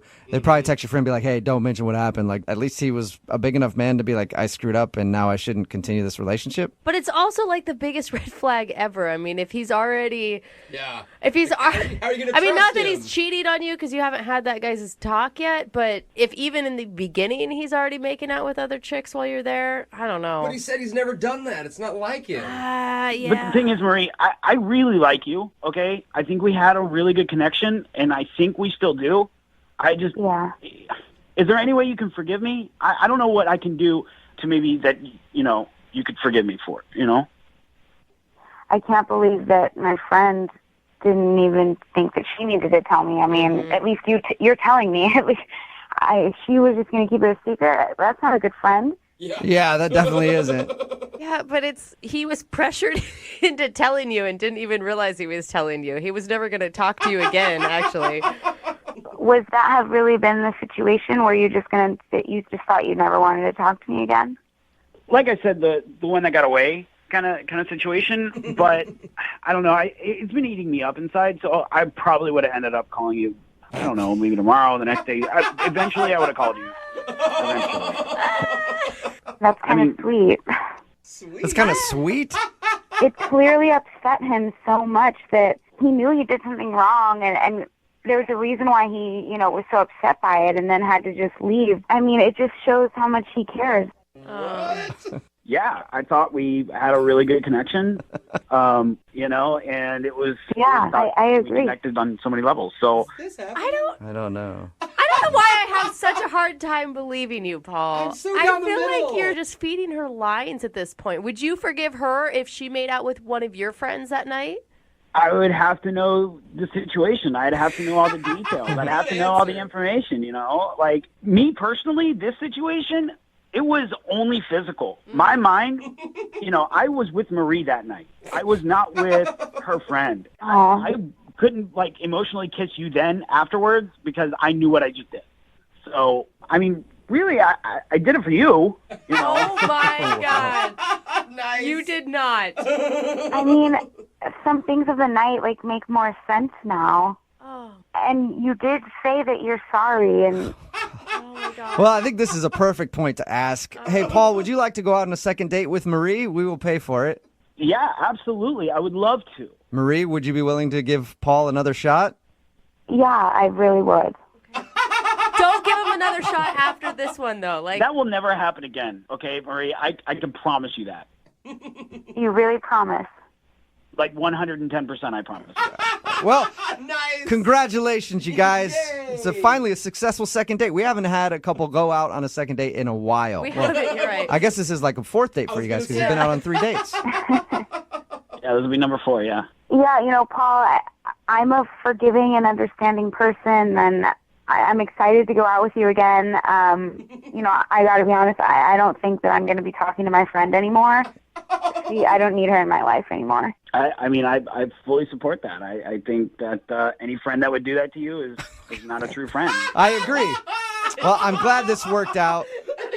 And whoever said the phrase, you can't have your cake and eat it too, wasn't true. We just learned that in a second date update. Brooke and Jubal in the morning. Text in at 78592 says, that's quite deplorable, promising you won't cheat again after a third date. I read that text, I'm going to say, good job, texter, by using the most complicated word any texter has ever used. Deplorable. Hey, cool. Yeah. Fancy. People who text us, you're like, they stupid idiot. Yeah. It's a lot of syllables. Talking about today's second date update. If you missed it, Marie wanted to call Paul. They've actually been out on 3 dates. Yeah. And the last date was a group date with her friends. And Paul admitted that he wasn't calling her back because he drank too much and made out with one of Marie's friends by the bathroom. Oh, man. He admitted it. And then Marie suggests, then Paul agrees that they should never speak to that friend again. Wow. Because she's a bad person Yeah, for definitely. not telling Marie. It wasn't Paul's fault. No, It was her definitely. friend's fault. Definitely her fault. It's probably a relief to her, honestly, because she's been trying to hide that for a while now. Finally. So now her and Paul can continue on in their relationship and Yeah, screw that friend. Perfect. Remember, if you want to do a second date update, all you have to do is email the show, and we will call the person that made out with your friend. Need LASIK? Trust the experienced team at the LASIK Center at Evergreen Eye Center. No glasses, no contacts, no limits. What will you do? LASIK at evergreen.com. Moving 92.5. Brooke and Jubal's second date update. I don't really know what today's second date update is all about. All I know is that we got an email from a dude named Vic, and it simply said, please help. I was the third wheel, and now I want to be the second wheel. So let's try to figure it out. And Vic, if you want to be the second wheel, is it possible that I could be the spare tire in the trunk? Is that the fourth wheel or is that back to third wheel? It's the fifth wheel. I don't know exactly what it is. If it's something in Urban Dictionary and I misspoke right there, please don't. I don't want to know what it is. The tire in the trunk, It's huh? an innocent joke there, Vic. Yeah, what does your email mean? It was confusing. All it said was, you want to be the second wheel. We're not talking cars, are we? Because that's not what the segment is about. We're definitely not talking cars. No. So I sort of went on a date with someone, but it wasn't really my date. Wait, hold on. Sort of turned into my date, almost. I think. I'm not sure. Slow up, okay? Okay. First, whose date did you accidentally go on? It was a coworker of mine. It's really weird how it happened. My coworker, it was his birthday a couple days ago, and I asked him what he was doing, and he said he was just going to go grab a drink at a bar with his friend. And I sort of felt bad for the guy. It's his birthday. I wanted to make him feel special. So, I found out which bar he was going to, and I planned to surprise him at the bar with funfetti and silly string. I choreographed a small dance for him. Dude, you are an awesome coworker. Wow. Yeah. So you have a crush on him. Yeah. Yeah, I think that's what this is actually about. He's the one I want to date. Wait, are you joking or not? I can't tell. I'm joking. I Oh, don't. okay. I would have been That's totally a lot. for to, that. Yeah, that's though. a lot to do for a coworker, though. Yeah, well, yeah. You know, I felt bad for him because I feel like he never does anything for his birthday. So I was like, all right, this year I'm going to be really silly and goofy and like make him really happy, and it's going to be great. So I get to the bar and I have all this silly string, and I'm like dressed up as a clown and everything. And I realize that he's at the bar with another girl, and it turns out he's on a blind date with this girl. And then the look in his eyes he gave me, I realized that this girl was like a romantic interest or something. And then she went to the bathroom and he explained it all to me. He's like, get out of here now. Leave. What did he say when you guys went to the bathroom? He explained to me that he had met this girl online, but she didn't know that it was his birthday. Yeah, because that's a lot of pressure on a first date. You don't tell people that it's your birthday if you're going out on a first date. But the problem was when I came in, I screamed happy birthday, surprise, happy birthday. So she then realized that it was his birthday. Oh, okay. See, if I was that dude, I would have just instantly grabbed my phone and called the police and had you arrested. Been like, there's some crazy person stalking me. I have no idea what he's talking about. But apparently he's a better friend to you than I would be. So I felt really bad because I think I made it pretty awkward for them, and I ended up staying. That's what. So this explains the email that I sent you. I stayed at the bar with them on their first date. Okay. So you felt bad, but you didn't feel bad enough to leave, and now you want to, I'm guessing, call her and ask her on a date? Yeah. You went from an awesome friend dressed in a clown suit spraying confetti to like a leech, man. That's not cool.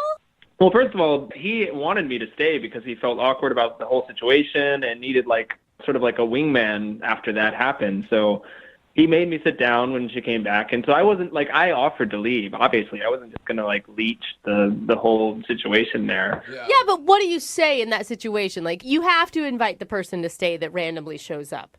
Like, if it were me, I would have told him to off. But I think he felt really uncomfortable. So tell us about her. Yeah. Oh, she was amazing. She was really cool. She was just like really funny and definitely got my sense of humor. And we definitely like hit it off right away. I felt kind of bad.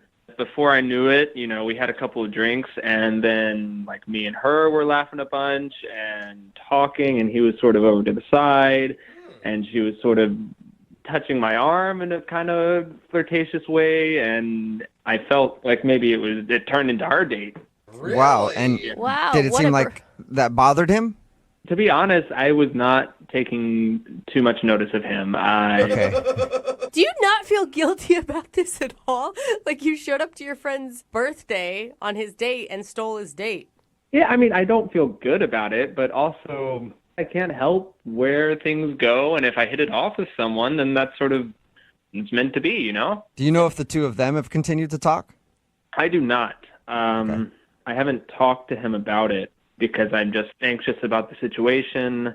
I can't stop thinking about her, and if I find out that they have been seeing each other, it's just going to like, I don't know, I don't want it to escalate to anything. So you got her number that night?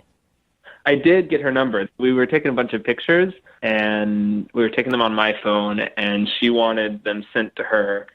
So I got her number that night. It's the old, hey, no, we can take the pictures with my phone, and I'll text them to you. Trick. Yeah, exactly. Okay, so you have her number, and have you guys actually talked outside of that night? No, we haven't talked since then. I mean, I would certainly like to. Wait, did you try to call her or text her or anything? No, I haven't done anything. I'm a little scared to because I don't know, like, what if I text her and she's with my coworker and, you know, I just don't know what the situation is. Well, then you ask where they're at and show up again. Yep. Pretty simple. All right, well, we'll play a song, come back, and then we'll call her and see if we can steal his new girlfriend Wow. for you. Well, yeah, but can you not put it that way? All right. My bad, Vic. All right, we'll do it next. Moving 92.5. Brooke and Jubal in the mornings. Second date update. The great Tupac Shakespeare once said, Oh, him. all is fair in love and war. No. So if I'm out on a date with a lady and the waiter comes up and starts hitting on her, is it okay for her to go home with the waiter? Yes, it is. Okay. Is it okay for me to come along and film? Yes, it is. As long as you Did I request that happen on my date? Yes, I did. So all is fair in love and war. But I'm enough so about my confused. dating life. We're talking about Vic right now. He met up with his coworker who was out on his birthday having drinks with somebody that he met online. He kind of crashed the date not knowing that he was going to be out with somebody who he was interested in. But anyway, Vic ended up flirting with the girl, and he got her phone number, and now he wants to call her to ask her out. We don't know if his coworker is still talking to her or not, but we're going to call her anyway and attempt to steal his girl. Are you ready, Mr. Steal Your Girl? Vic? Yeah, I don't really know if I like that nickname. No? Well, it's truth, Yeah, sir. we'll try to come up with something else then. Vic, here's where I think you're going wrong, though. I feel like you should really talk to your coworker first before encroaching on his date. I mean, that's the only way to, I feel like, salvage your friendship.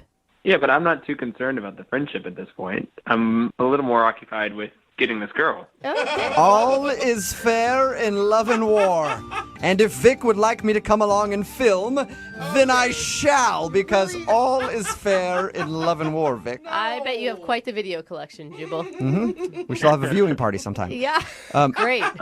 Anyway, Vic, are you ready to give her a call and ask her out? Or have us ask her out? Yeah, you guys ask her out. Okay. No, it's going to be crazy. All right, here we go.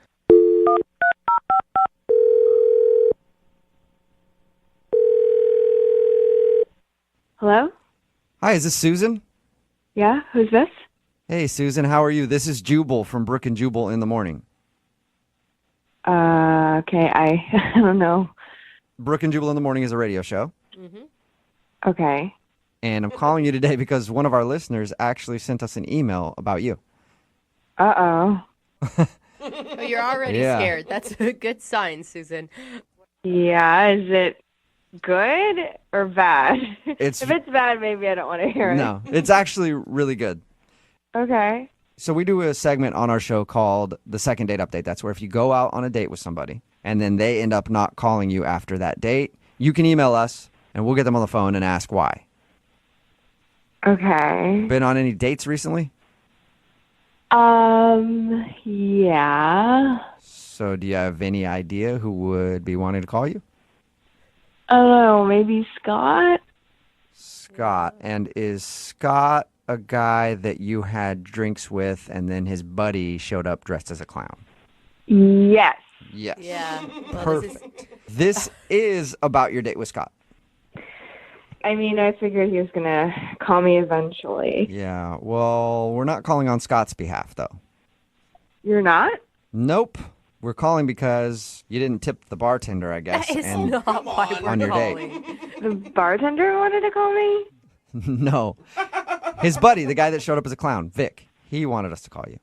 Wait, Vic? He asked about me?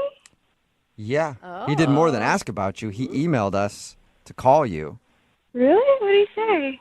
Oh my he God. said, Your yeah, voice you is can- getting that high pitch thing, which can is tell always that- a good thing when you talk about boys and you're a woman. Yeah. It sounds weird when you say talk about boys and you're a woman. I don't know. Yeah. Talk about And you're a men and you're a girl, woman. That works whatever. for me. I don't know. Anyway, Males and you're female. sorry, Susan. Wait, no. So tell me, what did Vic say? Well, he said that he liked you a lot and that he Okay. had your phone number because you guys texted back and forth a picture or something. And he wanted to call to ask you out, but he wasn't sure how to do that. So he emailed us to do it instead because I guess that's less weird. Aw. Well, that's kind of sweet. Oh my I gosh. was meaning to text him too, but I thought it would be kind of weird. Okay, wait. Before we get any further, are you still talking to Scott, who you actually went out on a date with? I mean, he texted me a few times, but I don't know. He's just really not my type.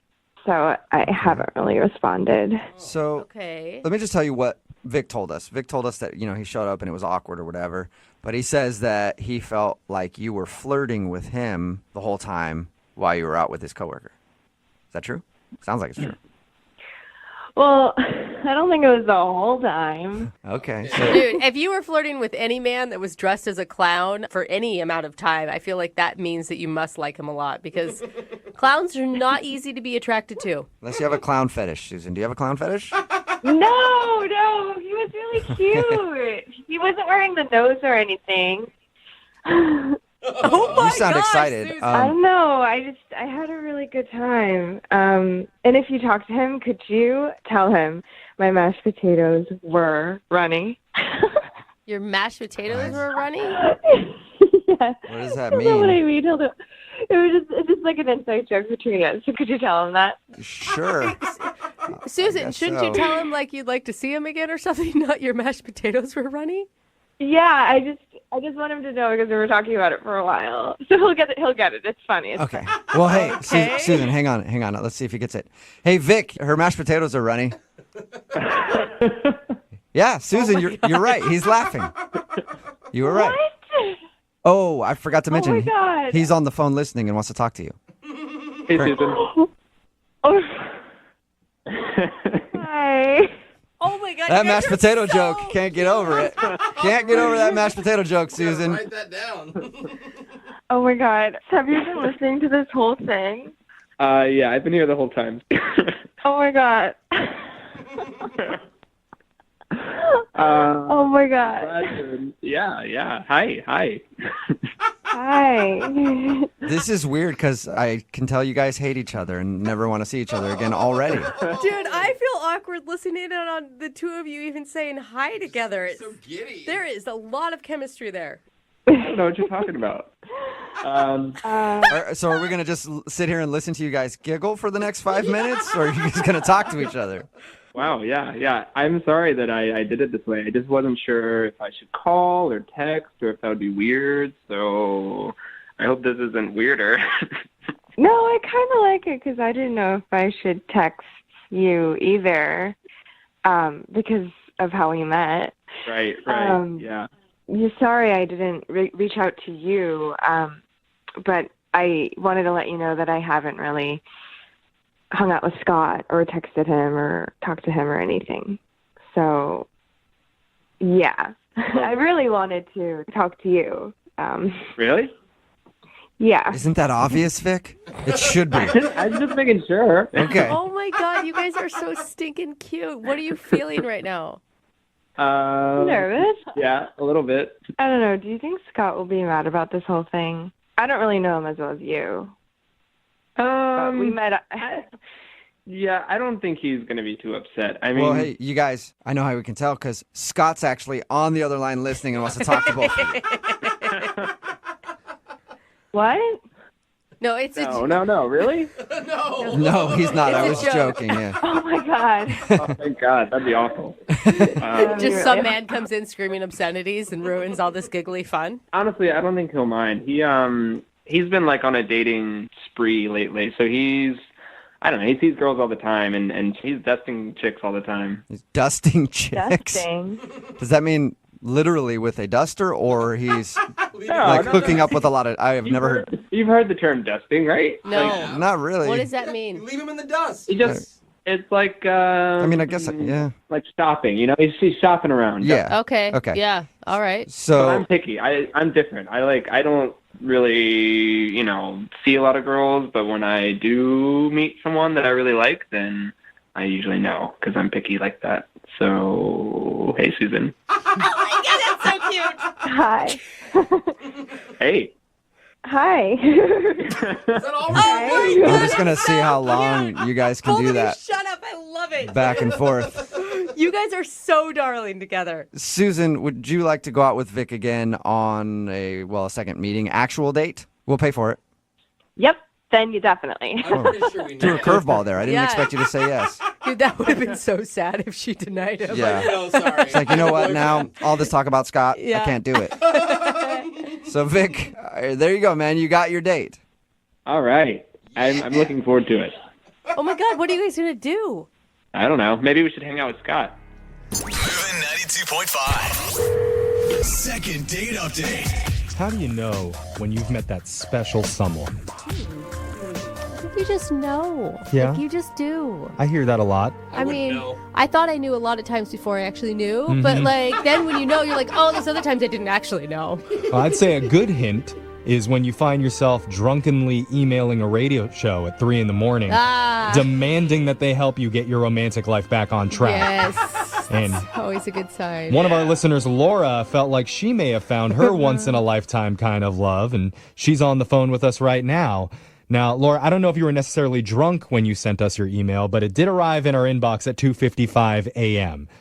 So You're not totally wrong. yeah. She's like, what email? Who are you Yeah. guys?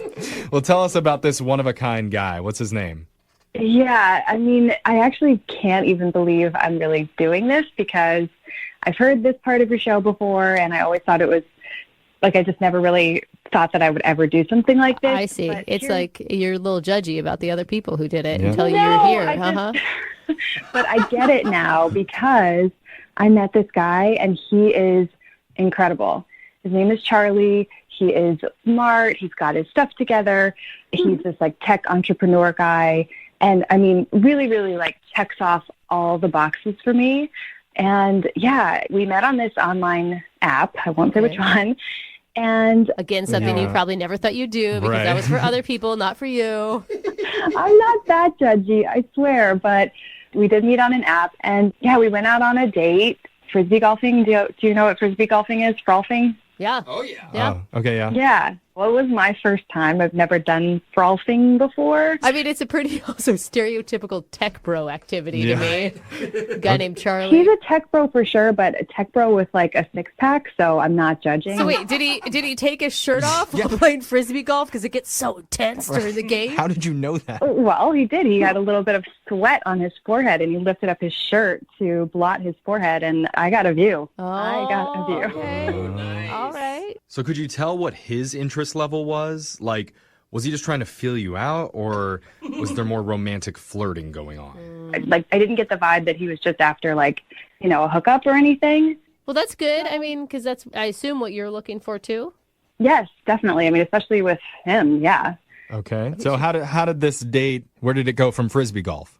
Nowhere after the frisbee golf, but that's sort of a thing. The frisbee golf was fun. I thought, okay, I've never done this before, so I'm going to give it a go. Yeah. He had like packed a whole cooler of some goodies and some beer, which I'm not like a big beer drinker, but there was a moment where, I'm not great at frisbee, so I threw the frisbee at him, and it did get him in the head. Oh. Classic. Yeah. Was that funny or was it awkward? I thought it was like kind of funny. I mean, he wasn't seriously injured. He wasn't bleeding or anything. I mean, he went down. He did go down. Oh, wow. It's still not fun getting like hit in the face unexpectedly, even Wait. if it is like Right. a dodgeball or a frisbee. He went down like he fell? Like you hit him that hard? So he was up ahead of me. I guess putting is what you call it in frisbee golf or whatever. Actually, I think it's called frutting in frisbee golf. Just saying. And I never thought that I would actually even get it to him. So I really put some muscle behind it to get it all the way to where he was. And yeah, it got him in the head. And those discs are hard. They're not like the flimsy, like free frisbee that you get with a promotional name on it. Okay, so after you assaulted your date with a frisbee, did you go over and help him? I did. And I mean, he was pretty cool about it. I mean, he was kind of more funny than anything. He was a really good sport about it. And that's the only thing that you can think of that went wrong on the date? There's only one other thing, which I think is pretty small, but it did have me thinking. Like I said, I don't normally drink beer. Uh-huh. So when I was drinking it, it was making me really burpy. I don't know how to describe it. So, we were trying to talk, and like I kept either trying to stifle a burp or definitely I let a couple slip, and I know he had to have noticed. Nice. I mean, that's not a turnoff, though, is it? I mean, everyone burps. If anything, I think it's a turn on. I think guys like a girl that can hang with the boys and let out a big burp. Like, Okay, well, that's a cool belching thing. on a date would be maybe a turnoff. That's the thing that I could think maybe could have gone wrong. But again, he was still a really sweet gentleman the whole time. And at the end of the date, he walked me to my car, and he hugged me. There was no kiss, but he did give me like a nice hug and said he had a good time. Okay. And then ever since then, I've reached out, and he just hasn't really followed up. And I'm just not sure what's going on. And like I said, I really like this guy, and I'm hoping you guys can help me like figure it out. Did I do something? Is there something I can do differently? If I did, I really want to make it work with this guy. Wow. You're really like, sounds like you're willing to change yourself for him. Well, I mean, not change myself, but if there's something like, About your personality that you can do differently or things you can behave different. That's what she is saying. No, she just really likes him. Okay. And like maybe it's something simple. But Did he give you any indication that he wanted to go out with you again? He said he'd call me when we left. And then I reached out and I just haven't heard from him. Yeah. Kind of sketch. So I guess we're going to play a song. We'll come back, call Charlie for you, and we'll try and get you your second date update. Okay, Laura? Oh, my God. Okay. Thank you. Oh, so nervous. Hold on. All right, we're in the middle of a second date update with one of our listeners named Laura. She met a guy online who she describes as a once-in-a-lifetime kind of person. I mean, his name's Charlie. He's smart, kind, funny, good listener, and he's got a six-pack. Oh, he sounds like too good to be true. He sounds like me 10 years ago. Does he? He does. You did have a six-pack at one point. Were you ever funny? Hey. Got him. All right, I don't want to do this anymore. Oh, and your boys were pouting too. It was too much. Anyway. It was too easy, Jeffrey. Too easy. Laura and this guy who is much funnier than me went frisbee golfing or frothing, where she accidentally hit him in the head with one of her frisbees. The only other thing that she can think of that might have been a turnoff is that she kept burping while they were drinking beers out on the course. Right. And now he's not calling her back. Is there anything else that we missed from that, Laura? No, you pretty much got it. I mean, like I said, I just really hope that it wasn't something that's sort of silly as just like burping or accidentally hitting him on the head. He's like truly, I think, my dream list guy. He's got everything. He's such a great listener. He's obviously good looking. And, you know, he's just like got his life together. Oh, It God. makes me sad because we're building them up so much. And I what's know, the saying? and- Like, the bigger they are, the harder they fall. And that's right, Laura. I just want you to be like somewhat guarded on this one because you said at the end of the date, he said, "Yeah, I'll call you later." I mean, it just sounded like he may not be as interested as you are. Yeah, I hope it's not that. I hope he's just maybe been busy with work or something. All right, well, let's find out. Let's call Charlie and see how funny he really is. I'm just kidding. Let's dial the phone number, and we'll try and get you your second date. Stop laughing, Brooke. I can't help it. Stop it. All right. I think you're adorable, Jeffrey. Whatever. Let's just dial the phone number.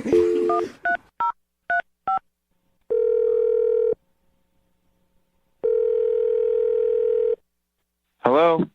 Hi, can I speak to Charlie, please? This is Charlie.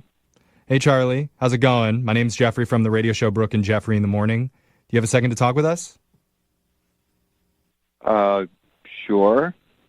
Okay. Well, don't worry. What is this about? We're calling about your dating life because you went out with a girl recently. Is that funny?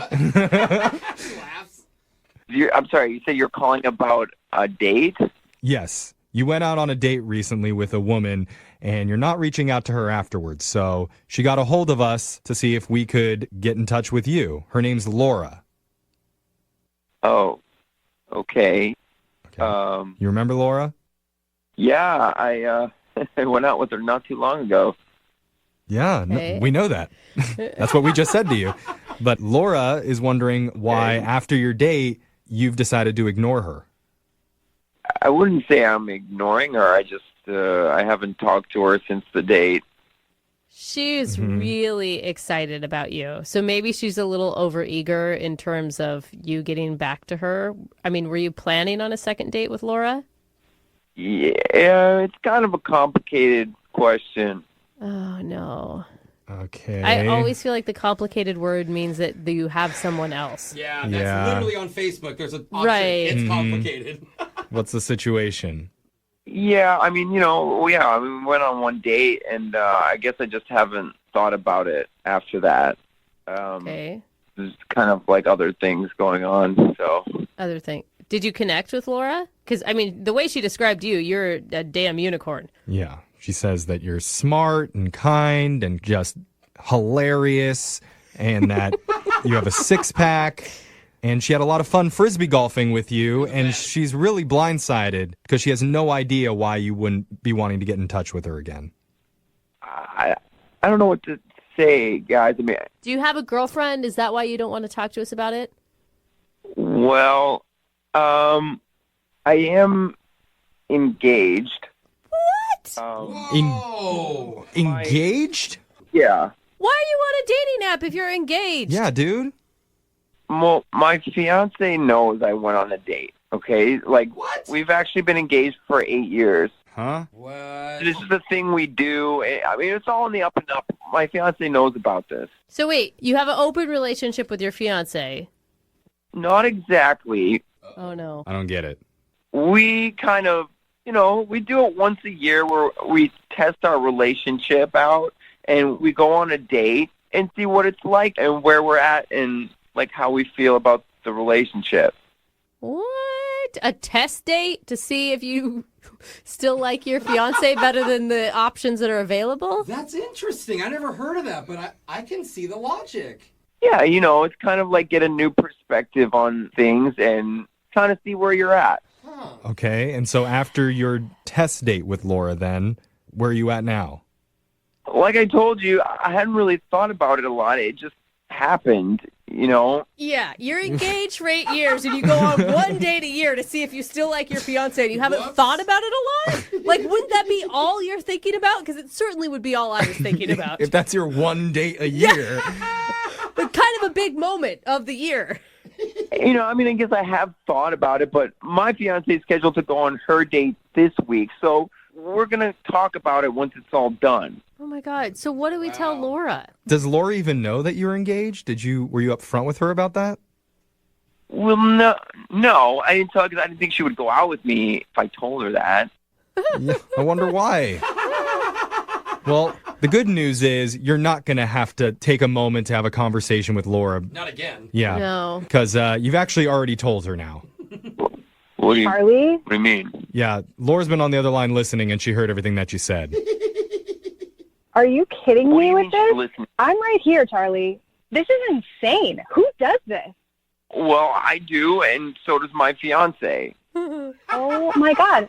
Okay, so that's why. When you think that somebody is too good to be true, it actually is too good to be true. This is insane. Well, can I just say this? I mean, it was really nice, all the nice things you said about me, though. Well, can I take them all back, you crazy? Like, crazy cancels out six-pack. Sorry. Yeah. Well, I don't know that that's true, Laura, actually, but fine. Yeah. Well, hold on. There's cut lines, too. Like Laura, you didn't hear what he said. He said that he still has to think about it, yet he hasn't completely ruled you out. Yeah. His wife... I'll make the decision super easy for you there, Charlie.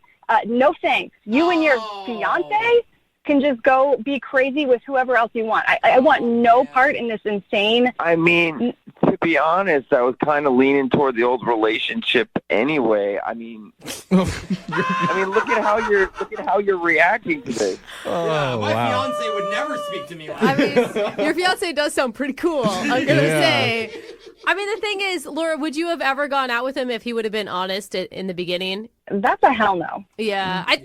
I think that's where you're going wrong with this, Charlie. Like, yeah, go ahead and do your one date a year if that's what you and your fiance, but you can't pull people in and not be honest with them when you're involving others' emotions.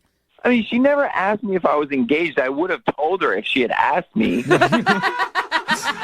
I see. It's her fault. Yeah, that is a pretty typical first date question. Like, are you engaged? It honestly should be these days. I know, apparently. I mean, I just don't understand why everybody's freaking out about this. I mean, I was honest with you guys when you asked me.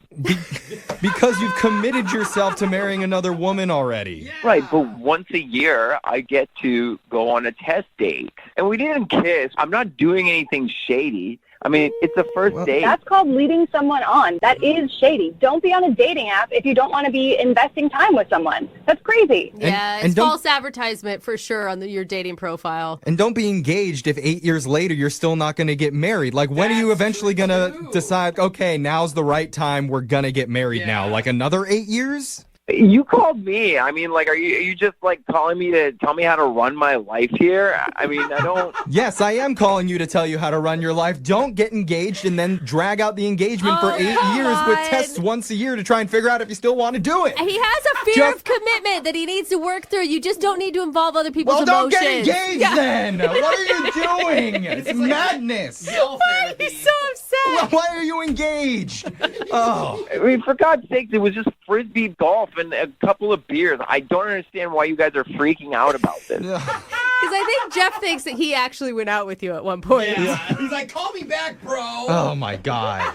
You would be engaged. Oh, man. Well, at this point, I'd like to ask if you would like to go out Oh my on God. another date with Laura. If one of them says yes, this is the biggest twist in second date update history. We'll pay for it, Charlie. No, I mean, look at. All right, well, That's all right, Charlie. Laura, sorry you didn't get a second date. This is like a blessing. I'm so glad that it didn't work out. Yeah. And don't you want to... Moving 92.5. Brooke and Jubal's second date update. Practice makes perfect. With pretty much everything you do, right? Yeah, that's true. That's why if you haven't been out on a date in a long time and you don't have a lot of practice, you're probably going to screw it up. I see what you mean. And that's what Doug thinks he did with his first date with a girl named Rachel that he met online. He's on the phone with us right now to do a second date update. And apparently Doug hasn't been out on a date in a long time and thinks that maybe his nerves got the best of him. What's up, Doug? How are you? I'm pretty good. How's everybody over there? Not too bad, man. Doug. Where'd you- So how long has it been, first of all, since you went out with an actual woman?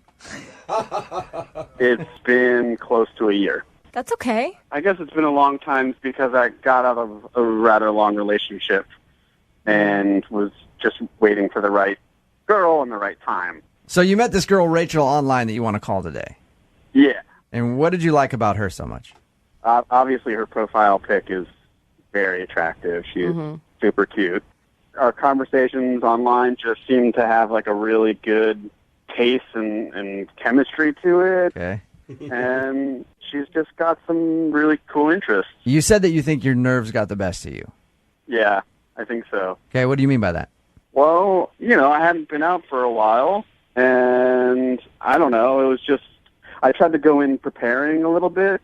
Like, did you prepare like everything that you were going to say to her? Like cute cards? You had a script or what? No. I saw these really nice flowers in the store, and I got them for her. Okay. I just thought that she would really like them. Did she not respond well when you brought her flowers? I mean, that's always a nice gesture. Yeah, I thought, I just tried to do things like that. But that doesn't sound like nerves. Well, I did something else that maybe, I went a little too far and my nerves got the best of me. I read her a list that I wrote at dinner, and it was a list of 10 things that I really liked about Rachel. All right, yeah, that's a little cheesy there, man. So you before the date, you sat down and wrote out a list of things that you like about her. Yes, it was things like I really like your smile. It lights up a room, and you have a weird sense of humor like mine. I guess, you know what? Hey, Doug, I never really asked you. How long did you talk to her online? I mean... We were talking for a couple of weeks. Okay, because you didn't meet her and then it was the next day you're going out and you already had this list. No, there was a little bit of, And a list of 10 things is a long list. What number did you realize maybe I should stop? I guess maybe around 6.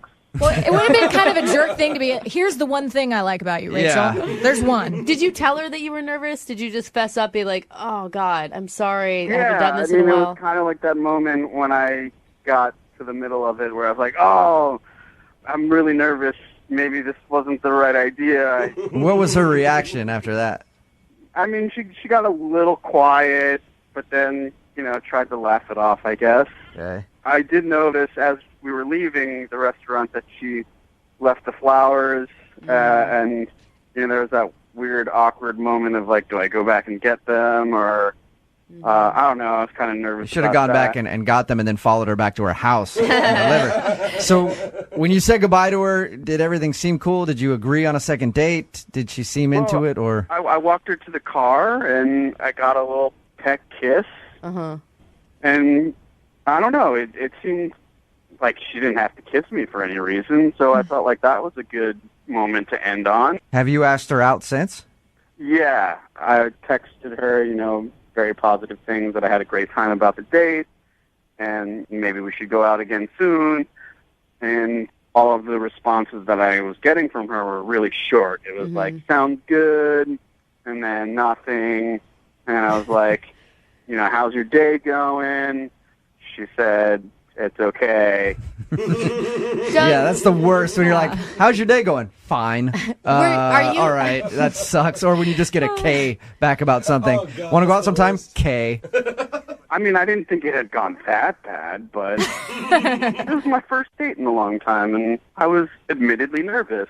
And I know that I can do better. So you want to call her, get her on the phone, ask her if you did something wrong, and then ask her on a second date. That's what I would like to do, yeah. All right, we're going to play a song, come back, see if we can get her on the phone and get your second date update, okay? Okay. All right, hang on. Moving 92.5. Brooke and Jubal in the mornings. Second date update. I wish people would take my advice and stop trying so hard. Like, try just hard enough. Like with everything. Everything gets better when you stop trying. Like, I used to really try to do a good job at radio and everything else, but once I stopped caring, the show's ratings are better than ever. Like, once you just give up and don't try so hard, things get good. And Doug is on the phone with us right now, and I think that's his problem on his first date with a girl named Rachel who he met online. He tried way too hard by showing up with flowers. That's not the bad part. But making a list of the 10 things that you liked about her, Doug, and then reading it to her at dinner, probably a turnoff. Probably at this point. Yeah, I'm willing to admit that. You meant well, but unfortunately, since your date, all you've been getting is one-word answers from her and no second date. So we're about to call her, see if we can get her on the phone, and then ask her if it was the list of the 10 favorite things about Rachel that turned her off and is making her not want to go out with you again. Doug, why don't you just scrap this one and start new? I mean, you haven't dated in a year. Maybe you need to get a couple other dates under your belt. I mean, why is it so important for you to get a second date with this girl? It's kind of two reasons. I really like her, and I want to prove that I'm not a nervous weirdo loser. I think that I let my nerves get the best of me, probably because I hadn't been on a date in a long time, you know? You want a do-over. Second chance. A second first shot. All right. Well, I'm going to dial the number right now and see if we can get her on the phone, okay? Okay. All right, man. Hang on.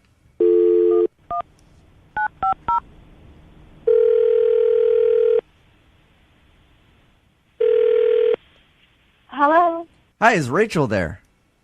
this is Rachel. Rachel, how are you? This is Jubal from Brooke and Jubal in the Morning.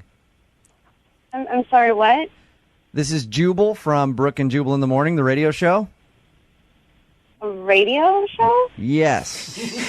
It is a morning show, Uh-huh. and we're calling you to see if you'll come on the air with us for a few seconds and talk to us. Why? Because you recently went out with a listener of ours. I did? Yeah, and he emailed us Uh-huh. and wanted us to call you and ask why you're not going out with him on a second date.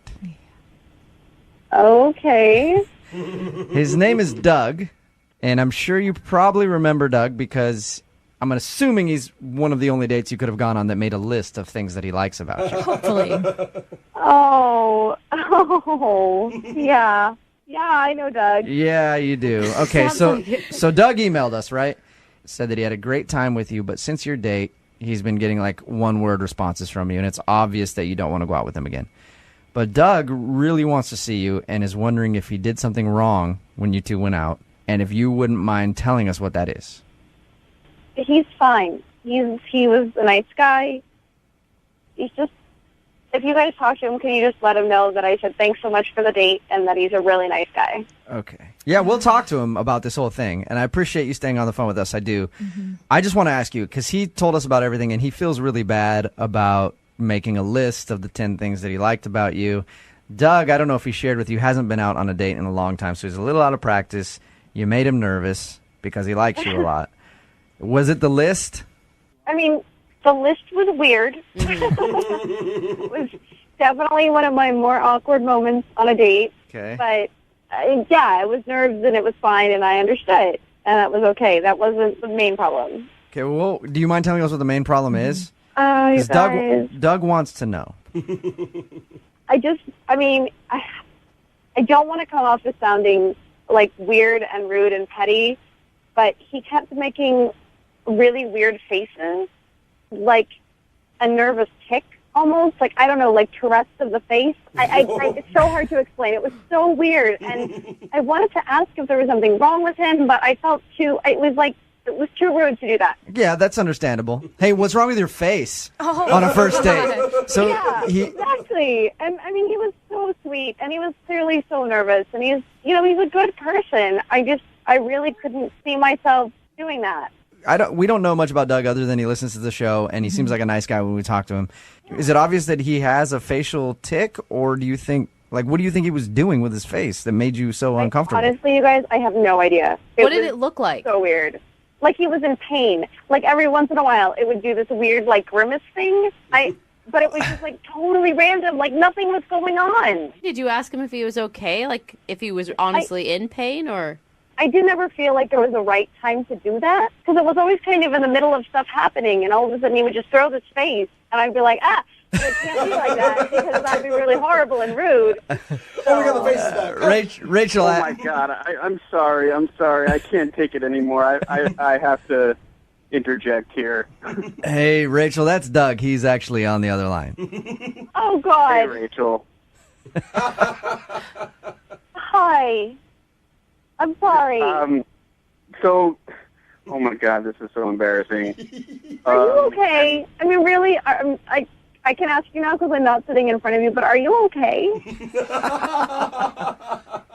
Well, I had a surgical procedure recently, and I thought I was doing a really good job at concealing it. But I was actually in a lot of pain.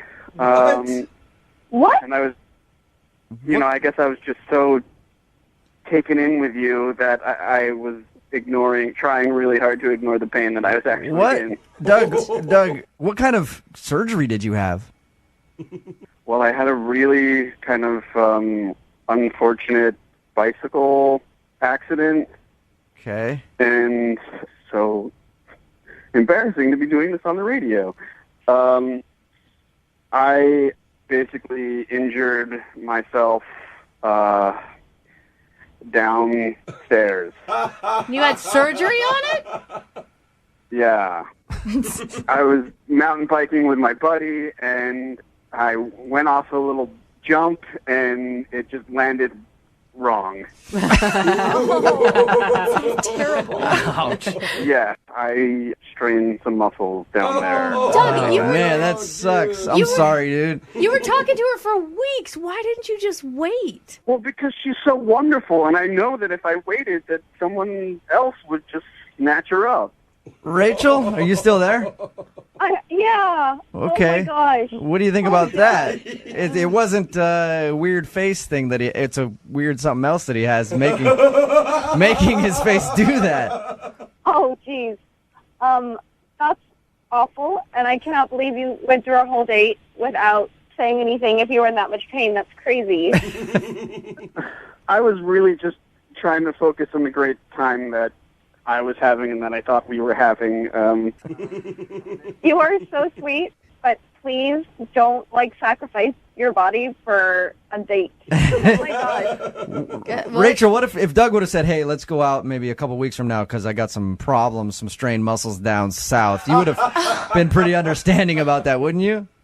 Well, I mean, I probably would want to know a little bit more about what's going on and, the long-term effects and all that stuff. But, you shouldn't, don't, throw yourself under the bus on someone else's behalf. That's crazy. But you're so great that I thought it was worth it. Doug, is everything going to be working in the future in that department? I'm just looking out for her best interest. That's all. Yes, the doctor said that I'd be back to 100% in another month or two. Oh, look at All right, so you'll have to take things slow if you guys continue to date. So, Rachel, would you like to go out with Doug again, knowing what you just learned? We'll pay for a second date if you give him another shot. Only if he's well enough to go. Okay, Doug, are you well enough to go on a second date, or do you need a couple more weeks? I'm good to sit at dinner and, things like that, taking it slow, but we couldn't probably. I think we know what you're saying, Doug. All right. Well, congratulations, and we'll send you guys out on a second date for some dinner. We'll pay for it, and then anything else is up to you guys and Doug's timeline. Follow your doctor's orders. Yeah. Rachel, I'm